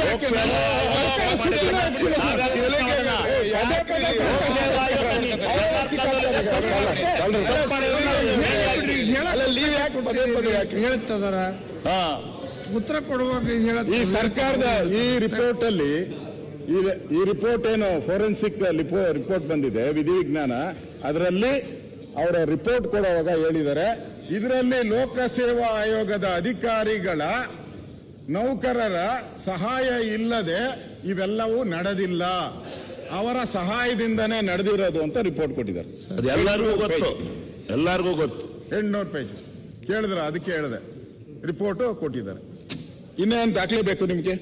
ಅದಾದ್ಮೇಲೆ ಇಷ್ಟು ನೀವು ನಂಬಲಿಲ್ಲ, ಪೊಲೀಸವ್ರನ್ನೂ ನಂಬಿಲ್ಲ, ಫೋರೆನ್ಸಿಕ್ ನಾನು ಕೇಸ್ ಕೊಟ್ಟೆ. ನಾನು 2 ಸ್ಟೇಷನ್ ಅಲ್ಲಿ FIR ಆಗಿದೆ, ಕೊಟ್ಟೆ. ನಾನು ನಂಬಲಿಲ್ಲ. FIR ಯಾರು ಬೇಕಾದ್ರೂ ಮಾಡ್ಬೋದು ಅಂದ್ರು, ಬಿಟ್ಬಿಟ್ಟೆ ಅದನ್ನ. ಆಮೇಲೆ ಫೋರೆನ್ಸಿಕ್ ರಿಪೋರ್ಟ್ನ ನಿಮ್ಗೆ 800 ಪೇಜ್ ಕೊಟ್ಟಿದ್ದೀನಿ, ಅದನ್ನೂ ನಂಬಿಲ್ಲ ಅಂತ ಇಟ್ಕೊಳ್ಳಿ ನೀವು, ಅದನ್ನೂ ನಂಬಿಲ್ಲ. ಅದಾದ್ಮೇಲೆ ಆಯೋಗ ಯಾವುದು, ಕರ್ನಾಟಕ ಲೋಕಸೇವಾ ಆಯೋಗ, ಅವರು ಒಂದು ಮೀಟಿಂಗ್ ಮಾಡಿದ್ರಲ್ಲ, ಅವರು ಅವ್ರೇನು 5 ಮಂದಿ ಅವರೇ ತಪ್ಪು ಮಾಡಿರಲ್ವೇ? ಆಯೋಗದವರೇ ತಪ್ಪು ಮಾಡಿ ಅವರೇ ಕಂಡುಹಿಡಿತಾರೆ. ಅವರೇ ಸದಸ್ಯರಲ್ವ ತಪ್ಪು ಮಾಡಿರೋದು, ಅಧಿಕಾರಗಳಿಂದ ಆಗಿರೋದಲ್ವ? ಏನ್ ಮಾಡ್ತಾವ್ರೆ ಲೋಕಸೇವಾ ಸಿಕ್ಕಿಲ್ಲ ಮಿನಿಸ್ಟರ್ ಏನಪ್ಪ ನೀವು? ಅಧ್ಯಕ್ಷರು ಏನ್ ಮಾಡ್ತಾವ್ರೆ ಲೋಕಸೇವಾ ಆಯೋಗದವರು? ಅಡಿಯಾಳಾಗಿರ್ತಾರೆ. ನಿಮ್ಮ ಸರ್ಕಾರ ನಡೆಯುವಾಗ ಇದ್ಕೊಂಡು ಕೂತಿದ್ರು ಆಕಾಶಕ್ಕೆ. ಈಗ ಅಡಿಯಾಳಾಗಿ ಇಲ್ಲಿ ಕಾಂಗ್ರೆಸ್ ಸರ್ಕಾರಕ್ಕೆ ಈ ಕಡೆಗೆ ಬಂದಾರೆ. ನೀವು ನಡೆಯುವಾಗ ಮ್ಯಾಕೋಗಿ ಕೂತಿದ್ರು ಅವರು. ಸುಮ್ಮನೆ ಎಷ್ಟು ಮಾತು ಎಲ್ಲ ನಡೆದಿದೆ. ಲೋಕಸೇವಾ ಆಯೋಗ ಸರಿ ಇಲ್ಲ ಅಂತ ಜನ ಮಾತಾಡ್ತಾರೆ, ಮಕ್ಕಳು ಮಾತಾಡ್ತಾರೆ. ರದ್ದು ಮಾಡಕ್ಕೆ ರೆಕಮೆಂಡ್ ಮಾಡಿ. ಸುಮ್ಮನೆ ಯಾಕೆ ಮಾತಾಡ್ತೀರಾ? ಅಧ್ಯಕ್ಷರೇ, ಇದಾದ್ಮೇಲೆ ಅಂತಿಮವಾಗಿ ಲೋಕಸೇವಾ ಆಯೋಗದ ಇಷ್ಟು ಜನ ಸೇರಿ ಈ ಏನು ಫೋರೆನ್ಸಿಕ್ ವಿಧಿವಿಜ್ಞಾನದ್ದು ರಿಪೋರ್ಟ್ ಕೊಟ್ಟಿದ್ದಾರೆ, ಅದನ್ನ ನಿರ್ಣಯ ಮಾಡ್ತಾರೆ. ಸದರಿ ವಿಷಯ ಕುರಿತು ಆಯೋಗದ ಸಭೆಯಲ್ಲಿ ಕೂಲಂಕಷವಾಗಿ ಚರ್ಚಿಸಲಾಗಿ ಅಧ್ಯಕ್ಷರು ಮತ್ತು ಎಲ್ಲಾ ಸದಸ್ಯರು ಸರ್ವಾನುಮತದಿಂದ ಒಪ್ಪಿ ಈ ಕೆಳಕಂಡಂತೆ ನಿರ್ಣಯಿಸಲಾಯಿತು. ಆಯೋಗಕ್ಕೆ ಸಲ್ಲಿಸಿದ ತನಿಖಾ ಸಮಿತಿಯ ವರದಿಯನ್ನು ಸ್ವೀಕರಿಸಲು ನಿರ್ಣಯಿಸಲಾಯಿತು. ಶಿಫಾರಸ್ಸಿನಂತೆ ಈ ಕೆಳಕಂಡ ಮೊದಲ 5 ಅಂಶಗಳ ಕುರಿತು ಕ್ರಮ ಕೈಗೊಳ್ಳುವಂತೆ ತೀರ್ಮಾನ. ಅಂದ್ರೆ ಅವರನ್ನು ಕೂಡ ಒಪ್ಕೊಂಡಿದ್ದಾರೆ. ಅಂದ್ರೆ ಲೋಕಸೇವಾ ಆಯೋಗ ನಾನು ಪ್ರಾರಂಭದಲ್ಲಿ ಹೇಳಿ ಕಳ್ಳರ ಸಂತೆ ಅಂತ ಅದನ್ನ ಯಾಕೆ ಒಪ್ಕೊಂಡಿದ್ದಾರಲ್ಲ, ಇನ್ನೇನು ದಾಖಲೆ ಬೇಕು ನಿಮ್ಗೆ? ಇನ್ನೇನು ದಾಖಲೆ ಬೇಕು? ಇಷ್ಟು ದಾಖಲೆಗಳನ್ನ ನಾನು ಕೊಟ್ಟಿದ್ದೀನಿ. ರಿಪೋರ್ಟು ಇದೆ, 800 ಪೇಜ್ ರಿಪೋರ್ಟು ಇದೆ. ಇನ್ನ ಪ್ರಾರಂಭ ಮಾಡಿದ್ದೀನಿ, ಹೇಳಕ್ ಕೊನೆ ಇನ್ನ ಐತೆ. ಪ್ರಾರಂಭ ಈಗ ಇನ್ನೂ ಆಯ್ತಲ್ಲ. ಸನ್ಮಾನ್ಯ ಅಧ್ಯಕ್ಷರೇ, ಪ್ರಮುಖವಾಗಿ ನಾನು ವಿಷಯ ತಂದಿರೋದು ನಿಲುವಳಿ ಸೂಚನೆ. ಕನ್ನಡಿಗರಿಗೆ ಅನ್ಯಾಯ ಆಗ್ತೈತೆ ಅನ್ನೋದು ಅದು ಇದೆ. ಕನ್ನಡಿಗರದು ಮೈನ್ ಇವಾಗ ಹೋರಾಟ ನಡೀತಾ ಇರೋದು. ಕನ್ನಡ ಹೋರಾಟಗಾರರು, ರಕ್ಷಣಾ ವೇದಿಕೆ, ಸಾಹಿತಿಗಳು ಅವರೆಲ್ಲ ಹೋರಾಟ ಮಾಡ್ತಾ ಇರೋದು. ಇಲ್ಲಿ ಪರೀಕ್ಷೆ ಮಾಡಿದಾಗ ಈ ಪ್ರಶ್ನೆ ಪತ್ರಿಕೆಯ ಗೊಂದಲ 384 KS ಹುದ್ದೆಗಳ ಆಯ್ಕೆ ಲೋಕಸೇವಾ ಆಯೋಗ 2024 ಫೆಬ್ರವರಿ 26ರಂದು 384 ಗ್ರೂಪ್ ಎ ಮತ್ತು ಬಿ ಹುದ್ದೆಗಳ ನೇಮಕಾತಿಗೆ ಅಧಿಸೂಚನೆ ಹೊರಡಿಸಿರ್ತಾರೆ. ಅಧಿಸೂಚನೆ ಕೊಟ್ಟಿದ್ದಾರೆ. ಅಧಿಸೂಚನೆ ಆರ್ಡರ್ ಕಾಪಿನೂ ಇಲ್ಲಿದೆ ನೋಡಿ. ಅಧಿಸೂಚನೆ ಮಾಡಿದ್ದಾರೆ. 4 ಸಾರಿ ಮುಂದೂಡ್ತಾರೆ ಇದನ್ನು. ಒಂದೇ ಸರಿ ಇಲ್ಲ, 4 ಸಾರಿ ಮುಂದೂಡ್ತಾರೆ ಪರೀಕ್ಷೆ ಮಾಡಿದೆ. ಅದಾದ್ಮೇಲೆ ಕೊನೆಗೆ 2024 ಆಗಸ್ಟ್ 27ರಂದು ಪೂರ್ವಭಾವಿ ಪರೀಕ್ಷೆ ನಡೆಸಲಾಯಿತು. ಪರೀಕ್ಷೆ ನಡೀತಾರೆ. 4 ಬಾರಿ ಮುಂದೂಡಿದ್ಮೇಲೆ ಒಂದ್ಸರಿ ಆಗಸ್ಟ್ 27ಕ್ಕೆ ಪರೀಕ್ಷೆ ನಡೀತೈತೆ. ಆ ಪರೀಕ್ಷೆಯಲ್ಲಿ ಕನ್ನಡ ಒಂದು ಕಡೆ, ಇಂಗ್ಲಿಷ್ ಒಂದು ಕಡೆ. ಪ್ರಶ್ನೆಗಳನ್ನ ಕನ್ನಡದಲ್ಲಿ ಒಂದು ಕಡೆ, ಇಂಗ್ಲಿಷಲ್ಲಿ ಒಂದು ಕಡೆ ಇರ್ತೈತೆ. ಕನ್ನಡದವರು ಕನ್ನಡನ ನೋಡ್ಕೊಬೇಕು, ಇಂಗ್ಲಿಷ್ ಅವರು ಇಂಗ್ಲಿಷನ್ನು ನೋಡ್ಕೊಬೇಕು. ಪ್ರಶ್ನೆ ಪತ್ರಿಕೆ. ಆ ಪ್ರಶ್ನೆ ಪತ್ರಿಕೆಯಲ್ಲಿ 59 ಪ್ರಶ್ನೆಗಳು ಯಾವ ಕನ್ನಡದಲ್ಲಿತ್ತು ಅವು ತಪ್ಪು ಆಗಿದೆ. ಮೊದಲನೇ ಬಾರಿ ಆ ತಪ್ಪಾಯ್ತು. ಆ ತಪ್ಪಾದ ಮೇಲೆ ಅದ್ರ ಬಗ್ಗೆ ಗಲಾಟೆ ಆಯಿತು. ಈ ಟ್ರಾನ್ಸ್ಲೇಟ್ ಮಾಡಿದ್ದಾರೆ ಇಂಗ್ಲಿಷ್ನಿಂದ ಕನ್ನಡಕ್ಕೆ. ಅಲ್ಲಿ 59 ತಪ್ಪುಗಳು ಮಾಡಿದ್ದಾರೆ. ನಾನು ಈ ಸರ್ಕಾರನ ಕೇಳುವಂಥದ್ದು, ಈ ಕನ್ನಡದ ವಿಚಾರ ಬಂದಾಗ ನಾವು ಆದ್ಯತೆಯನ್ನ ಏನು ಕೊಡಬೇಕು? ಕನ್ನಡ ಕಾವಲು ಸಮಿತಿ ಹಿಂದೆ ಒಂದು ಆದೇಶ ಮಾಡಿದೆ, ಬಹಳ ಹಿಂದೆನೆ. ಯಾವುದೇ ನೀವು ಟ್ರಾನ್ಸ್ಲೇಟ್ ಮಾಡಬೇಕಾದ್ರೆ ಫಸ್ಟ್ ಕನ್ನಡದಲ್ಲಿ ಪ್ರಿಂಟ್ ಆಗಬೇಕು. ಕರೆಕ್ಟಾ ಪಾಟೀಲ್ರೆ? ಕನ್ನಡದಲ್ಲಿ ನಾವು ಪ್ರಶ್ನೆ ಪತ್ರಿಕೆ ರೆಡಿ ಮಾಡಬೇಕು. ಅದನ್ನ ನಾವು ಯಾವ ಭಾಷೆಗೆ ಬೇಕೋ ಟ್ರಾನ್ಸ್ಲೇಟ್ ಮಾಡ್ಕೊಬೋದು. ಇಂಗ್ಲಿಷ್ಗೋ, ತಮಿಳೋ, ತೆಲುಗು ಏನು ಬೇಕೋ ಮಾಡ್ಕೊಳ್ಳಿ. ಆದ್ರೆ ನೀವು ಕನ್ನಡದಲ್ಲೇ ಮಾಡಬೇಕು ಅಂತ. ಈ ಲೋಕಸೇವಾ ಆಯೋಗದ ಕಳ್ಳರು ಹಂಗ್ ಮಾಡಲೇ ಇಲ್ಲ. ಇಂಗ್ಲಿಷಲ್ಲಿ ಮಾಡಿಬಿಟ್ರು, ಕನ್ನಡಕ್ಕೆ ಟ್ರಾನ್ಸ್ಲೇಷನ್ ಮಾಡಿದ್ರು. 59 ಪ್ರಶ್ನೆಗಳು ತಪ್ಪಿದೆ. ಉತ್ತರ ಹೆಂಗ್ ಬರೀತೀರ ಮಕ್ಕಳು? ಉತ್ತರ ಹೆಂಗ್ ಬರಿಬೇಕು? ಬರೆಯಕ್ಕಾಗ್ಲೇ ಇಲ್ಲ. ಗಲಾಟೆ ಆಯ್ತು. ಮುಖ್ಯಮಂತ್ರಿಗಳು ಅವಾಗ ಈ ಫಲಿತಾಂಶದ ಬಗ್ಗೆ ನಮ್ಮ ಇವರು ಬರಗೂರು ರಾಮಚಂದ್ರಪ್ಪ ಅವರು ಸರ್ಕಾರಕ್ಕೆ ಪತ್ರ ಬರೆದ್ರು. ಪತ್ರಿಕೆ ಭಾಷಾಂತರದಲ್ಲಿ ತಪ್ಪುಗಳಾಗಿವೆ, ಹೀಗಾಗಿ ಮರುಪರೀಕ್ಷೆ ನಡೆಸ, ಅದರಲ್ಲೂ ಇದು ಎರಡನೇದು ತಪ್ಪುಗಳಾಗಿದೆ. ಇದನ್ನ ಕನ್ನಡಕ್ಕೆ ಅವಮಾನ ಮಾಡಿದ್ದೀರಾ, ಕನ್ನಡ ಏಕೆ ಬೇಕು ಎನ್ನೋ ಮನೋಭಾವ ಬೆಳೆಯುತ್ತಿದೆ. ಇದನ್ನು ತಪ್ಪಿಸಲು ಸರ್ಕಾರವು ಅಗತ್ಯ ಕ್ರಮ ತೆಗೆದುಕೊಳ್ಳಬೇಕು. ಆಡಳಿತ ಭಾಷಾ ನೀತಿಯ ಉಲ್ಲಂಘನೆ ಈಗಾಗಲೇ ನಾನು ಹೇಳಿದ್ದೀನಿ. ಇದು ಮುಖ್ಯಮಂತ್ರಿಗಳು ಅದಾದ್ಮೇಲೆ ಒಂದು ಇದು ಬರೀತಾರೆ ಪತ್ರ, ಟ್ವೀಟ್. ಎಲ್ಲಿದೆಯಪ್ಪ?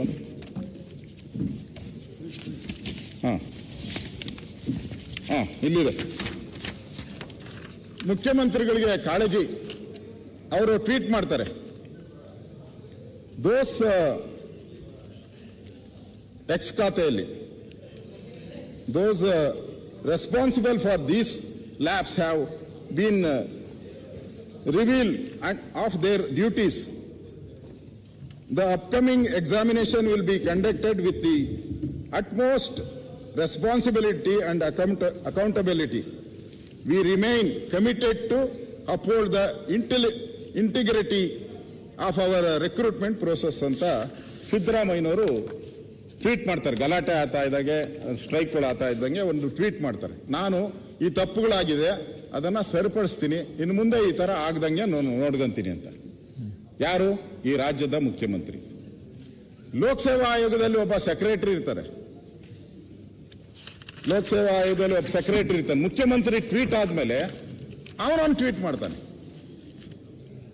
ಅವನೇನ್ ಟ್ವೀಟ್ ಮಾಡ್ತಾನೆ ಅಂದ್ರೆ, personally I love these comments and memes ಅಂದ್ರೆ ಏನಪ್ಪ ಗೊತ್ತಿಲ್ಲ. Memes MEMES. Hard working and smart candidate might have enjoyed this exam paper.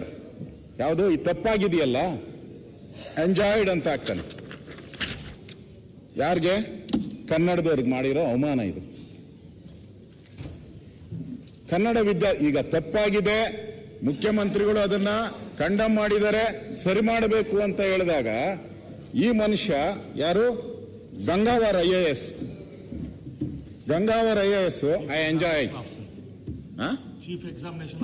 Examination officer, ನಾನು ಎಂಜಾಯ್ ಮಾಡ್ತಾ ಇದ್ದೀನಿ ಅಂತ ಆಗ್ತಾರೆ. ಕನ್ನಡದ ವಿದ್ಯಾರ್ಥಿಗಳಿಗೆ ಅವಮಾನ ಆಗಿರೋದು, ಕನ್ನಡಕ್ಕೆ ಅವಮಾನ ಮಾಡ್ದಂಗಲ್ವ ನೀವು? ಪ್ರಶ್ನೆ ಪತ್ರಿಕೆ ತಪ್ಪಾಗಿರೋದು ಕನ್ನಡದ್ದು, ನೀವು ಟ್ರಾನ್ಸ್ಲೇಟ್ ಮಾಡಬಾರ್ದಾಗಿತ್ತು. ಯಾವುದನ್ನ ಇಂಗ್ಲಿಷಿಂದ ಕನ್ನಡಕ್ಕೆ ಮಾಡಬಾರ್ದಾಯಿತು, ನೀವು ಮಾಡಿದ್ದೀರಾ. ತಪ್ಪ್ಯಾರ್ದು? ಹೌದು, ಅದಕ್ಕೆ ಟ್ವೀಟ್. ಇಂಥ ಅಧಿಕಾರಿನ ಇಟ್ಕೊಂಡು ನೀವು ಲೋಕಸೇವಾ ಆಯೋಗದಲ್ಲಿ ಕನ್ನಡಿಗರಿಗೆ ಒಳ್ಳೇದು ಮಾಡು ಅಂತ ಹೇಳಿದ್ರೆ ಅವರು ಏನ್ ಮಾಡ್ತಾರೆ? ಇದಾದ್ಮೇಲೆ ಸನ್ಮಾನ್ಯ ಅಧ್ಯಕ್ಷರೇ,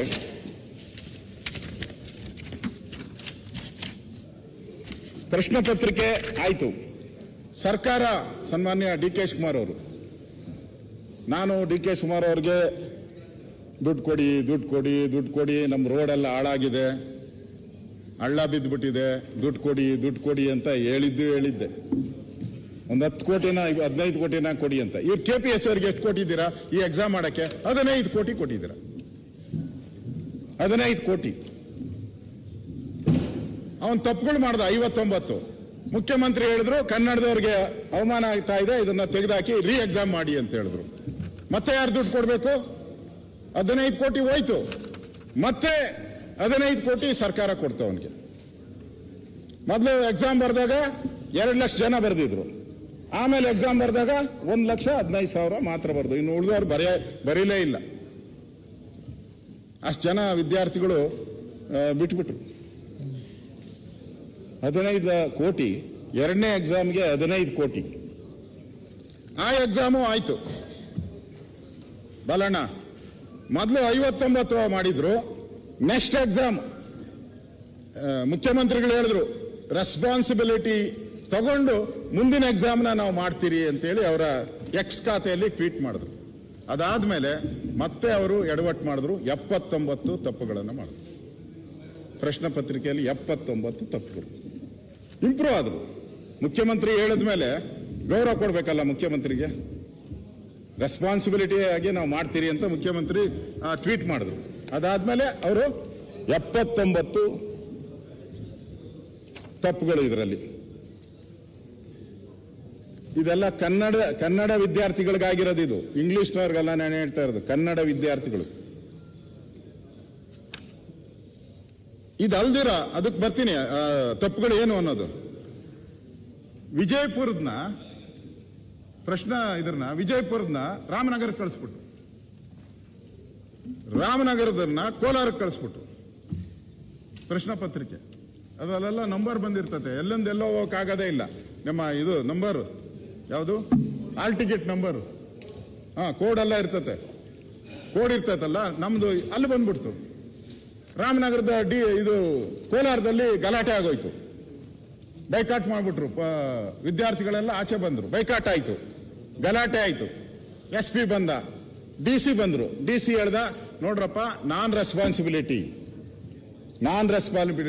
ನೀವು ಆ ಕೋಡ್ನ ಹಿಂಗೆ ಹೊಡೆದಾಕ್ಬಿಟ್ಟು ಕೈಯಲ್ಲಿ ಬಂದ್ಬಿಡಿ ನೀವು ಅಂತ. ಇದೆಲ್ಲ ಬಾಲಣ್ಣ ನೀನೇ ಹೇಳು, ಕೈಯಲ್ಲಿ ಬರೆದಿರೋದ್ರ ಮೇಲೆ ಅಲ್ಲಿ ನಡೀತತ ಇದು ಸ್ಕ್ಯಾನ್, ನೋಂದಾವಣಿ ಸಂಖ್ಯೆ. ಈ 3 ಇದರಲ್ಲಿ ಅಂದ್ರೆ ಲೆಕ್ಕ ಹಾಕೊಳ್ಳಿ ಎಷ್ಟು ನೆಗ್ಲಿಜಿಯನ್ಸಿ ಮಾಡಿದ್ದಾರೆ. ಒಂದು KPSCಗೆ ಒಂದು ಎಕ್ಸಾಮ್ ನಡೆಸಕ್ಕೆ ಯೋಗ್ಯತೆ ಇಲ್ಲ ಅಂದ್ರೆ ಆ ಸಂಸ್ಥೆ ಇದ್ರೇನು ಸತ್ರೇನು. ಇವತ್ತು ನಾನು ಹೇಳಿದೆ 79 ಪ್ರಶ್ನೆಗಳಿಗೆ ಎಲ್ಲಿದೆ ಅದು, ಎರಡನೇ ಬಾರಿ 79 ಎಲ್ಲಪ್ಪ, ಇಲ್ಲಿದೆ ಪ್ರಶ್ನೆ ಪತ್ರಿಕೆ. ಓದ್ತೀನಿ. 79 ತಪ್ಪುಗಳು ಏನ್ ಮಾಡಿದ್ದಾರೆ ಅಂದ್ರೆ, ಪ್ರಶ್ನೆ ಮುಂದೆ ಹೇಳಿಕೆಯನ್ನು ಪರಿಗಣಿಸಿ. ಪ್ರಶ್ನೆ, ಭಾರತದಲ್ಲಿನ ನ್ಯಾಯಾಂಗ ವಿಮರ್ಶೆ. ಪ್ರಶ್ನೆ ಇದು 4ಗೆ ಟಿಕ್ ಮಾಡ್ಬೇಕು. ಅದಕ್ಕೆ ನಾವು ಭಾರತದಲ್ಲಿ ನ್ಯಾಯಾಂಗ ವಿಮರ್ಶೆಯ ಅಧಿಕಾರವು ಸರ್ವೋಚ್ಚ ನ್ಯಾಯಾಲಯ ಮತ್ತು ಉಚ್ಚ ನ್ಯಾಯಾಲಯಗಳಿಗೆ ಇದೆ ಅಂತ ಇರಬೇಕಾಯ್ತು. ಪ್ರಶ್ನೆ ಉಚ್ಚ ನ್ಯಾಯಾಲಯಗಳಿಗೆ ಇದೆ ಅಂತ. ಇವನೇನ್ ಮಾಡ್ದ, ಈ ಪ್ರಶ್ನೆಯಲ್ಲಿ ಅವರು ತಿದ್ದಿರೋದು, ಟ್ರಾನ್ಸ್ಲೇಟ್ ಮಾಡಿರೋದು ಕನ್ನಡಕ್ಕೆ, ಭಾರತದಲ್ಲಿನ ಸ್ವಾಯಿಕ ಪುನರಂ, ಭಾರತದಲ್ಲಿ ನ್ಯಾಯಾಂಗ ವಿಮರ್ಶೆ ಅಂತ ಇರೋದು ಇಲ್ಲಿ, ಭಾರತದಲ್ಲಿನ ಸ್ಥಾನಿಕ ಪುನರಂ ಅವರ ಲೋಕನ ವಿಮರ್ಶಿಸಿ ಅಧಿಕಾರವು ಉಚ್ಚ ನ್ಯಾಯಾಲಯದೊಂದಿಗೆ ಸರ್ವೋಚ್ಚ ನ್ಯಾಯಾಲಯ ಹೊಂದಿದೆ.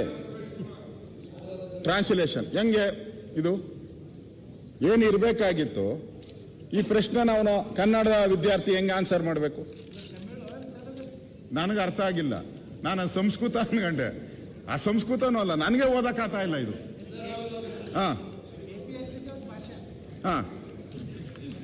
ಅದು ಲೋಪಗಳು. ನಾನು ಪ್ರಶ್ನೆ ಪತ್ರಿಕೆ ಲೋಪ. ಹಾಗೆ ಎರಡನೇ ಇದು,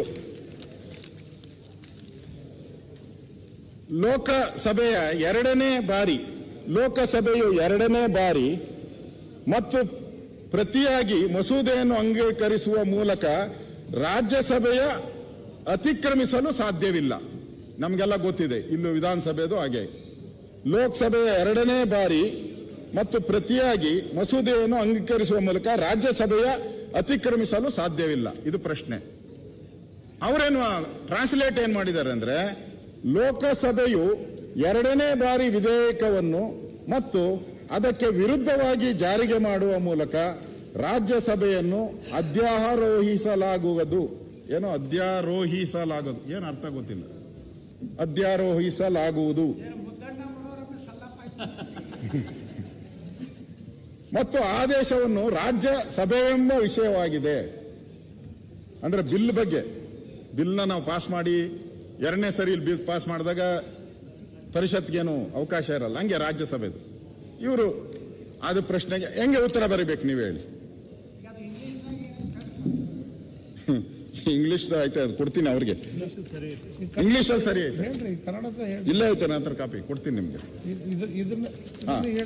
ಇದು ಆಮೇಲೆ ಇನ್ನೊಂದು ಪ್ರಶ್ನೆ, ರಾಜ್ಯಪಾಲರು ನಮಗೆ ಸಂಬಂಧಪಟ್ಟಿದ್ದು. ರಾಜ್ಯಪಾಲರ ಮುಂದೂಡುವ ಆದೇಶವು ಜಂಟಿ ಸದನವನ್ನು ಮುಂದೂಡುತ್ತದೆ. ರಾಜ್ಯಪಾಲರು ಮುಂದೂಡುವ ಆದೇಶವು ಜಂಟಿ ಸದನವನ್ನು ಮುಂದೂಡುತ್ತದೆ. ಇದು ಇರಬೇಕು.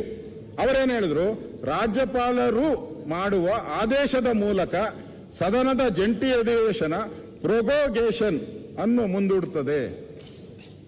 ಇದು ಪ್ರೊಗೋಗೇಷನ್ ಅನ್ನು ಮುಂದೂಡುತ್ತದೆ. ಜಂಟಿ ಅಧಿವೇಶನ ಮುಂದೂಡಕ್ಕೆ ರಾಜ್ಯಪಾಲರು ಆದೇಶ ಮಾಡ್ತಾರೆ. ಅದು ಪ್ರಶ್ನೆ.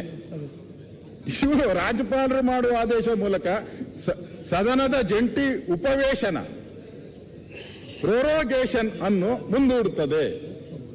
ಇದು ಟ್ರಾನ್ಸ್ಲೇಷನ್. ವಾಕ್ಯ ರಚನೆನೇ ಇಲ್ಲ ಅದರಲ್ಲಿ. ವಾಕ್ಯಕ್ಕೆ ಒಂದು ವಾಕ್ಯಕ್ಕೂ ಒಂದು ಅರ್ಥ ಇಲ್ಲ. ಇನ್ನೊಂದು ಪ್ರಶ್ನೆ, ಒಂದು ವಿಧೇಯಕವು ಯಾವಾಗ ಅಂತ್ಯವಾಗುತ್ತದೆ ಎಂದರೆ, ಇದು ಪ್ರಶ್ನೆ ನಮ್ದು ಇರಬೇಕಾಗಿತ್ತಂಗೆ. ಒಂದು ವಿಧೇಯಕವು ಯಾವಾಗ ಗತಿಸುತ್ತದೆ ಎಂದರೆ ಅವನು ಹೆಂಗ್ ಬರೀಬೇಕು ಕನ್ನಡದಲ್ಲಿ? ಕನ್ನಡದ ವಿದ್ಯಾರ್ಥಿ ನಾವೆಲ್ಲ ಕನ್ನಡ ಕನ್ನಡ ಕನ್ನಡ. ಇಲ್ಲಿ ಬಿರಿ ಎನ್ನಡ ಎನ್ನಡ ಎನ್ನಡ ಆಗೋಗ್ಬಿಟ್ಟೈತಿ ಇಲ್ಲಿ. ಈ ತರ. ಆಮೇಲೆ ಇನ್ನು ಆಯ್ತಾ, ಈಶಾನ್ಯ ರಾಜ್ಯಗಳ ಮೂಲಭೂತ ಸೌಕರ್ಯಗಳ ಮತ್ತು ಸಾಮಾಜಿಕ ಅಭಿವೃದ್ಧಿ ಯೋಜನೆಗೆ 2022-23ರಿಂದ 25-26ರವರೆಗೆ 4 ವರ್ಷಗಳ ಕಾಲ ಆರ್ಥಿಕ ನೆರವು ನೀಡಲು ಈ ಕೆಳಗಿನ ಯಾವ ಯೋಜನೆ ಜಾರಿಗೊಳಿಸಲಾಗಿತ್ತು? ಪ್ರಶ್ನೆ ಇರಬೇಕಾಗಿತ್ತು. ಇಂಗ್ಲಿಷಲ್ಲಿ ಇದೆ. ಅವರು ಈಶಾನ್ಯ ರಾಜ್ಯಗಳು ಅನ್ನೋದಕ್ಕೆ ಉತ್ತರ ಪೂರ್ವ ಅಂತ ಹಾಕಿದ್ದಾರೆ. ಉತ್ತರ ಕಾಶ್ಮೀರ ಉತ್ತರ ಪೂರ್ವ ರಾಜ್ಯಗಳ ಮೂಲಭೂತ ಸೌಕರ್ಯ ಅಂತ. ಹೆಂಗ್ ಬರಿಬೇಕು? ಆನ್ಸರ್ ಹೆಂಗೆ ಹೇಳಿ?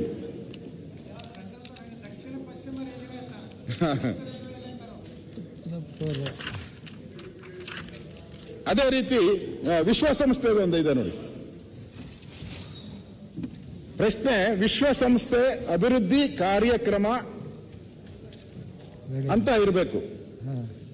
ವಿಶ್ವಸಂಸ್ಥೆಯ ಅಭಿವೃದ್ಧಿ ಕಾರ್ಯಕ್ರಮ. ಪ್ರಶ್ನೆ, ಸಂಯುಕ್ತ ರಾಷ್ಟ್ರಗಳ ಅಭಿವೃದ್ಧಿ ಕಾರ್ಯಕ್ರಮ. ಸಂಯುಕ್ತ ರಾಷ್ಟ್ರ ಯಾವುದು? ಇಲ್ಲಿ ವಿಶ್ವಸಂಸ್ಥೆ ಅಂತ ಇರೋ ಕಡೆ ಸಂಯುಕ್ತ ರಾಷ್ಟ್ರ ಅಂತ ಹಾಕಿದ್ದಾರೆ. ಸಂಯುಕ್ತ ಇಲ್ಲೂ ಅಷ್ಟೇ, ವಿಶ್ವಸಂಸ್ಥೆ ಶೈಕ್ಷಣಿಕ ವಿಜ್ಞಾನ ಮತ್ತು ಸಾಂಸ್ಕೃತಿಕ ಅಂತ ಇರೋ ಕಡೆ ಸಂಯುಕ್ತ ರಾಷ್ಟ್ರದ ಶೈಕ್ಷಣಿಕ ವಿಜ್ಞಾನ ಮತ್ತು ಸಾಂಸ್ಕೃತಿಕ ಸಂಘಟನೆ. ಇದು ಈ ತರ ಓದಿದ್ರೆ ಅದಕ್ಕೂ ಒಂದು ಜೋಕ್ ಐತೆ. ನಾನು ಈ ನೀವು ಹೇಳ್ತಾ ಇರ್ತೀರಲ್ಲ ಕಾನ್ಸ್ಟಿಟ್ಯೂಷನ್ ಪೋಸ್ಟು ಅಂತ, ಇದಾದ್ಮೇಲೆ ನಾನು ಖರ್ಗೆ ಅವ್ರಿಗೆ ಹೇಳಿದೆ, ಮಂತ್ರಿ ಆಗಿದ್ರೆ ಎಲ್ಲ ಚೀಟಿ ರಪ ಅಂತ ತಂದು ಕೊಡ್ತಾರೆ. ನಾನು ರಾತ್ರಿ ಹೋದ ಅಧಿವೇಶನದಲ್ಲಿ ರಾತ್ರಿ ನನಗೆ ಇವರು ತಂದು ಕೊಡೋದು ಲೇಟ್ ಮಾಡಿಬಿಟ್ರು. ನಾನು ಓದಕ್ಕೆ ಶುರು ಮಾಡಿದೆ, ರಾತ್ರಿ 3:30 ಆಗೋಯ್ತು. ನನ್ನ ಹೆಂಡತಿ ಆಚೆ ಬಂದು ನೋಡ್ತಾ, ಏನ್ರಿ ಇನ್ನ ಓದ್ತಾ ಇದ್ದೀರಾ? ಅದು ಇಲ್ಲಮ್ಮ ಬೆಳಗ್ಗೆ ರೆಡಿ ಆಗ್ತಾ ಇದ್ದೀನಿ ಅಂದೆ. ಅದಕ್ಕೆ ಹೇಳ, ಅಯ್ಯಮ್ಮ ಓದ್ತಾ ಇದೀಯಾ ಅಂತಂದ್ರು. ಇಲ್ಲಿ ಅಲ್ಲಿ ಕೂತ್ಕೊಂತ ಇದ್ದೆ, ಇಂಜಿನಿಯರ್ ಡಾಕ್ಟರ್ ಆಗಿ ಕೂತ್ಕೊಂತ ಇದ್ದೆ ಅಂತ ಹೇಳಿದ್ರು. ಅದಕ್ಕೆ ಹೇಳ್ದೆ ಓದಿಲ್ಲ ಅಂತ. ಅದಕ್ಕೆ ಈ ತರ ಇನ್ನೊಂದು ಒಟ್ಟು ಪ್ರಶ್ನೆಗಳು ಎಷ್ಟು ಶೋಕಡ? ಒಟ್ಟು ಪ್ರಶ್ನೆಗಳೆಷ್ಟು? 79. 76. ಅದನ್ನ ಕೇಳೋದ್ರೊಳಗೆ ಈಗ ಉದಾಹರಣೆಗಳನ್ನು ಹೇಳಿದಿರಿ. ನೆಕ್ಸ್ಟ್ ಬರ್ರಿ. ಅಲ್ಲ ಈಗ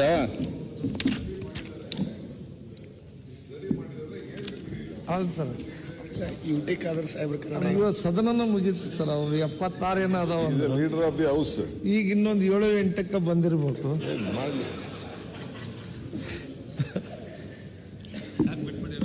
ಅಷ್ಟೇ ಇನ್ನು ಬೇರೆ ಇದು ಅದ್ರಾಗ ಬೇರೆ ಅಕ್ಕಾರ್ ನೋಡಿ ಸನ್ಮಾನ್ಯ ಅಧ್ಯಕ್ಷರೇ, ಆಗ್ಬಿಟ್ಟ. ಇಲ್ಲಿ ಇನ್ನೊಂದು ಕನ್ನಡಕ್ಕೆ ಏನು ಅವಮಾನ ಮಾಡಿದ್ದಾರೆ ಅನ್ನೋದಕ್ಕೆ ಇನ್ನೊಂದು ಉದಾಹರಣೆ. ನಮ್ಗೇನೋ ಸಣ್ಣದು ಅನ್ಸ್ಬೋದು. ಪ್ರಶ್ನೆ ಅವರು ನಮಗೆ ನೋಟಿಸ್ ಕೊಡ್ತಾರಲ್ಲ, ಅಂದ್ರೆ ನೀವು ಏನೋ ಹಾಲ್ ಟಿಕೆಟ್ ಅದರಲ್ಲಿ ಹಾಕಿದ್ದಾರೆ KPSC ಅವರು. ಪತ್ರಿಕೆ 1 ಮತ್ತು ಪತ್ರಿಕೆ 2ರ ಪ್ರಶ್ನೆಗಳು ಕನ್ನಡ ಮತ್ತು ಆಂಗ್ಲ ಭಾಷೆಯಲ್ಲಿ ಎರಡರಲ್ಲೂ ಇರುತ್ತದೆ. ಆಂಗ್ಲ ಮತ್ತು ಕನ್ನಡದಲ್ಲಿ ಎರಡರಲ್ಲೂ ಇರುತ್ತದೆ. ಕನ್ನಡ ಭಾಷೆಯಲ್ಲಿರುವ ಯಾವುದೇ ಪ್ರಶ್ನೆಗಳು ಭಾಷಾಂತರದಲ್ಲಿ ಏನಾದರೂ ಗೊಂದಲವಾದಲ್ಲಿ ಅಭ್ಯರ್ಥಿಗಳು ಆಂಗ್ಲ ಭಾಷೆಯ ಪ್ರಶ್ನೆಗಳನ್ನು ಸಹ ನೋಡಿಕೊಂಡು ಪ್ರಶ್ನೆಗಳನ್ನು ಅರ್ಥೈಸಿಕೊಳ್ಳತಕ್ಕದ್ದು. ನಮ್ಮ ಯೋಗ್ಯತೆ ಏನಾಯ್ತಾ? ಕನ್ನಡದ ಯೋಗ್ಯತೆ ಅರ್ಥ ಆಯ್ತಲ್ಲ?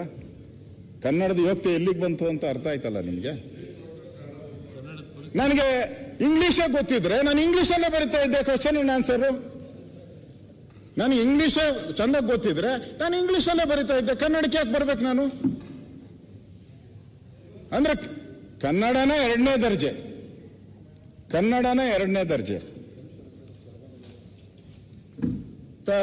ಮಾಡಿದ್ದಾನೆ. ನೀವೇನು ಕ್ರಮ ತೆಗೆದುಕೊಂತೀರ ಅವನ ಮೇಲೆ?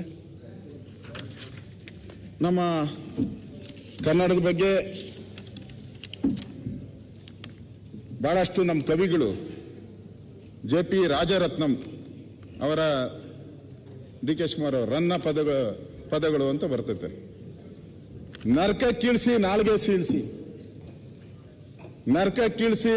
ಸೀಳ್ಸಿ ಬಾಯಿ ಒಲಿಸಿದು ಅನ್ನೋ ಮೂಗ್ನಲ್ಲಾದರೂ ಕನ್ನ ಪದ ಹೇಳ್ತೀನಿ. ನರಕ ಕೀಳಿಸಿದ್ರು ನಾಲ್ಗೆ ಸೀಳಿಸಿದ್ರು ಮೂಗ್ನಲ್ಲಾದರೂ ಕನ್ನಡ ಪದ ಹೇಳ್ತೀನಿ ಅಂತ ಹೇಳೋರು. ಹಂಗೆ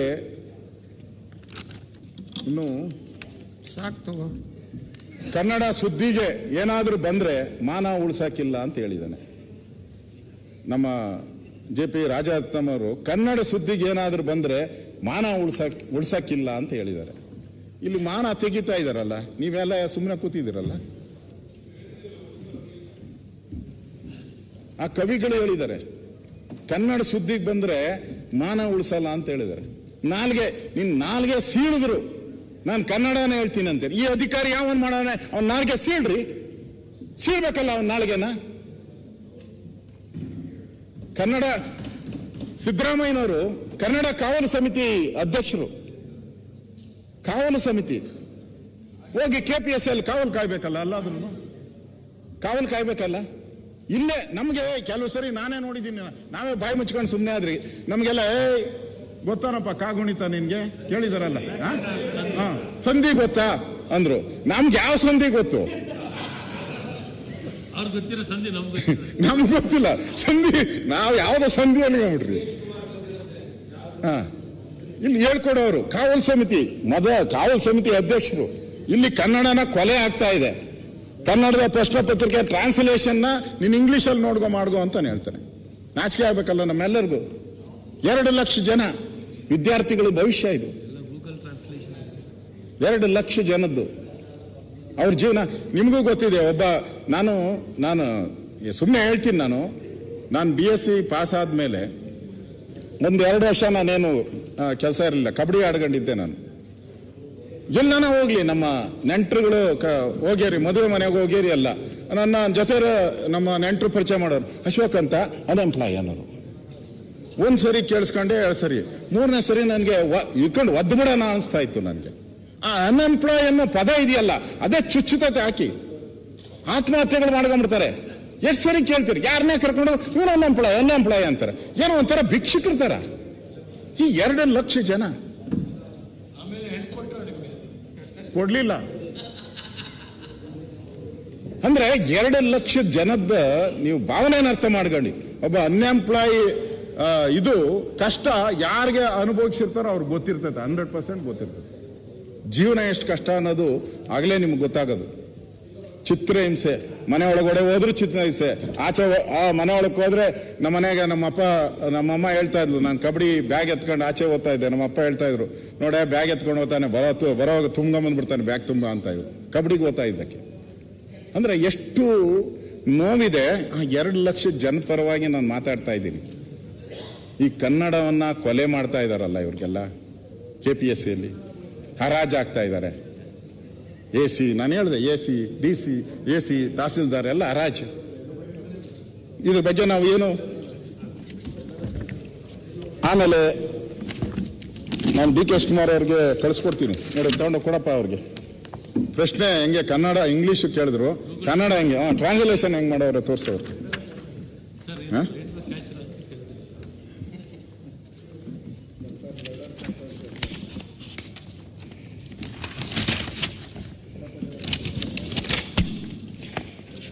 ಇಲ್ಲಿ ಮೋಸ ಆಗಿಲ್ಲ ಅಂತ ಹೇಳ್ತಾರಲ್ಲ, ಇದಾದ್ಮೇಲೆ ಈ KPSC ಅವರು ಅದನ್ನ ಏನ್ ಮಾಡ್ತಾರೆ, ಈ 79 ತಪ್ಪೇ ಆಗಿಲ್ಲ ಅಂತಾರೆ.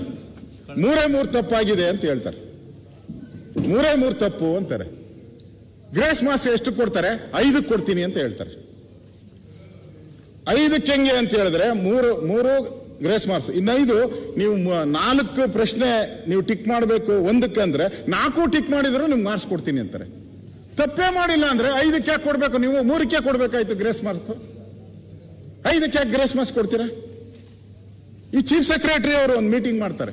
ಈ ಎಲ್ಲ ಅವಾಂತರಗಳಾದ್ಮೇಲೆ ಚೀಫ್ ಸೆಕ್ರೆಟರಿ ಮುಖ್ಯ ಕಾರ್ಯದರ್ಶಿಗಳು ಮೀಟಿಂಗ್, ಅದರಲ್ಲಿ ಅವರೇ ಒಪ್ಕೊಂಡಿದ್ದಾರೆ. ಚೀಫ್ ಸೆಕ್ರೆಟರಿ ಮೀಟಿಂಗ್ ಅಲ್ಲೇ ಒಪ್ಕೊಂಡಿದ್ದಾರೆ.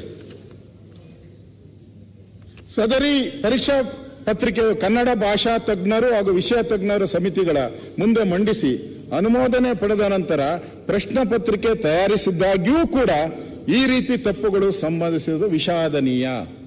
ಚೀಫ್ ಸೆಕ್ರೆಟರಿ ಮೀಟಿಂಗ್ ಅಲ್ಲಿ, ಚೀಫ್ ಸೆಕ್ರೆಟರಿ ಮೀಟಿಂಗ್ ಕಾಪಿ ಇಲ್ಲಿದೆ, ಅವರ ಬೋರ್ಡ್ ಕೂತ್ಕೊಂಡು ಮಾಡಿರುವಂತದ್ದು ರೆಸೊಲ್ಯೂಷನ್. ಅಂದ್ರೆ ತಪ್ಪಾಗಿಲ್ಲ ಅಂತ ಹೇಳ್ತಾ ಇದ್ರಲ್ಲ, ಇಷ್ಟೆಲ್ಲ ವಾದ ಮಾಡಿದ್ರು ತಪ್ಪು ಆಗಿಲ್ಲ ಅಂತ. ತಪ್ಪು ಹೆಂಗಾಯ್ತು? ಸ್ಪೀಕರ್ ಸಾಹೇಬರು ಒಂದು ಲೆಟರ್ ಬರೀತಾರೆ, ನೀವಲ್ಲ. ಅದೇ ಬೆಳಿಗ್ಗೆ ಹೇಳಿದ್ರು.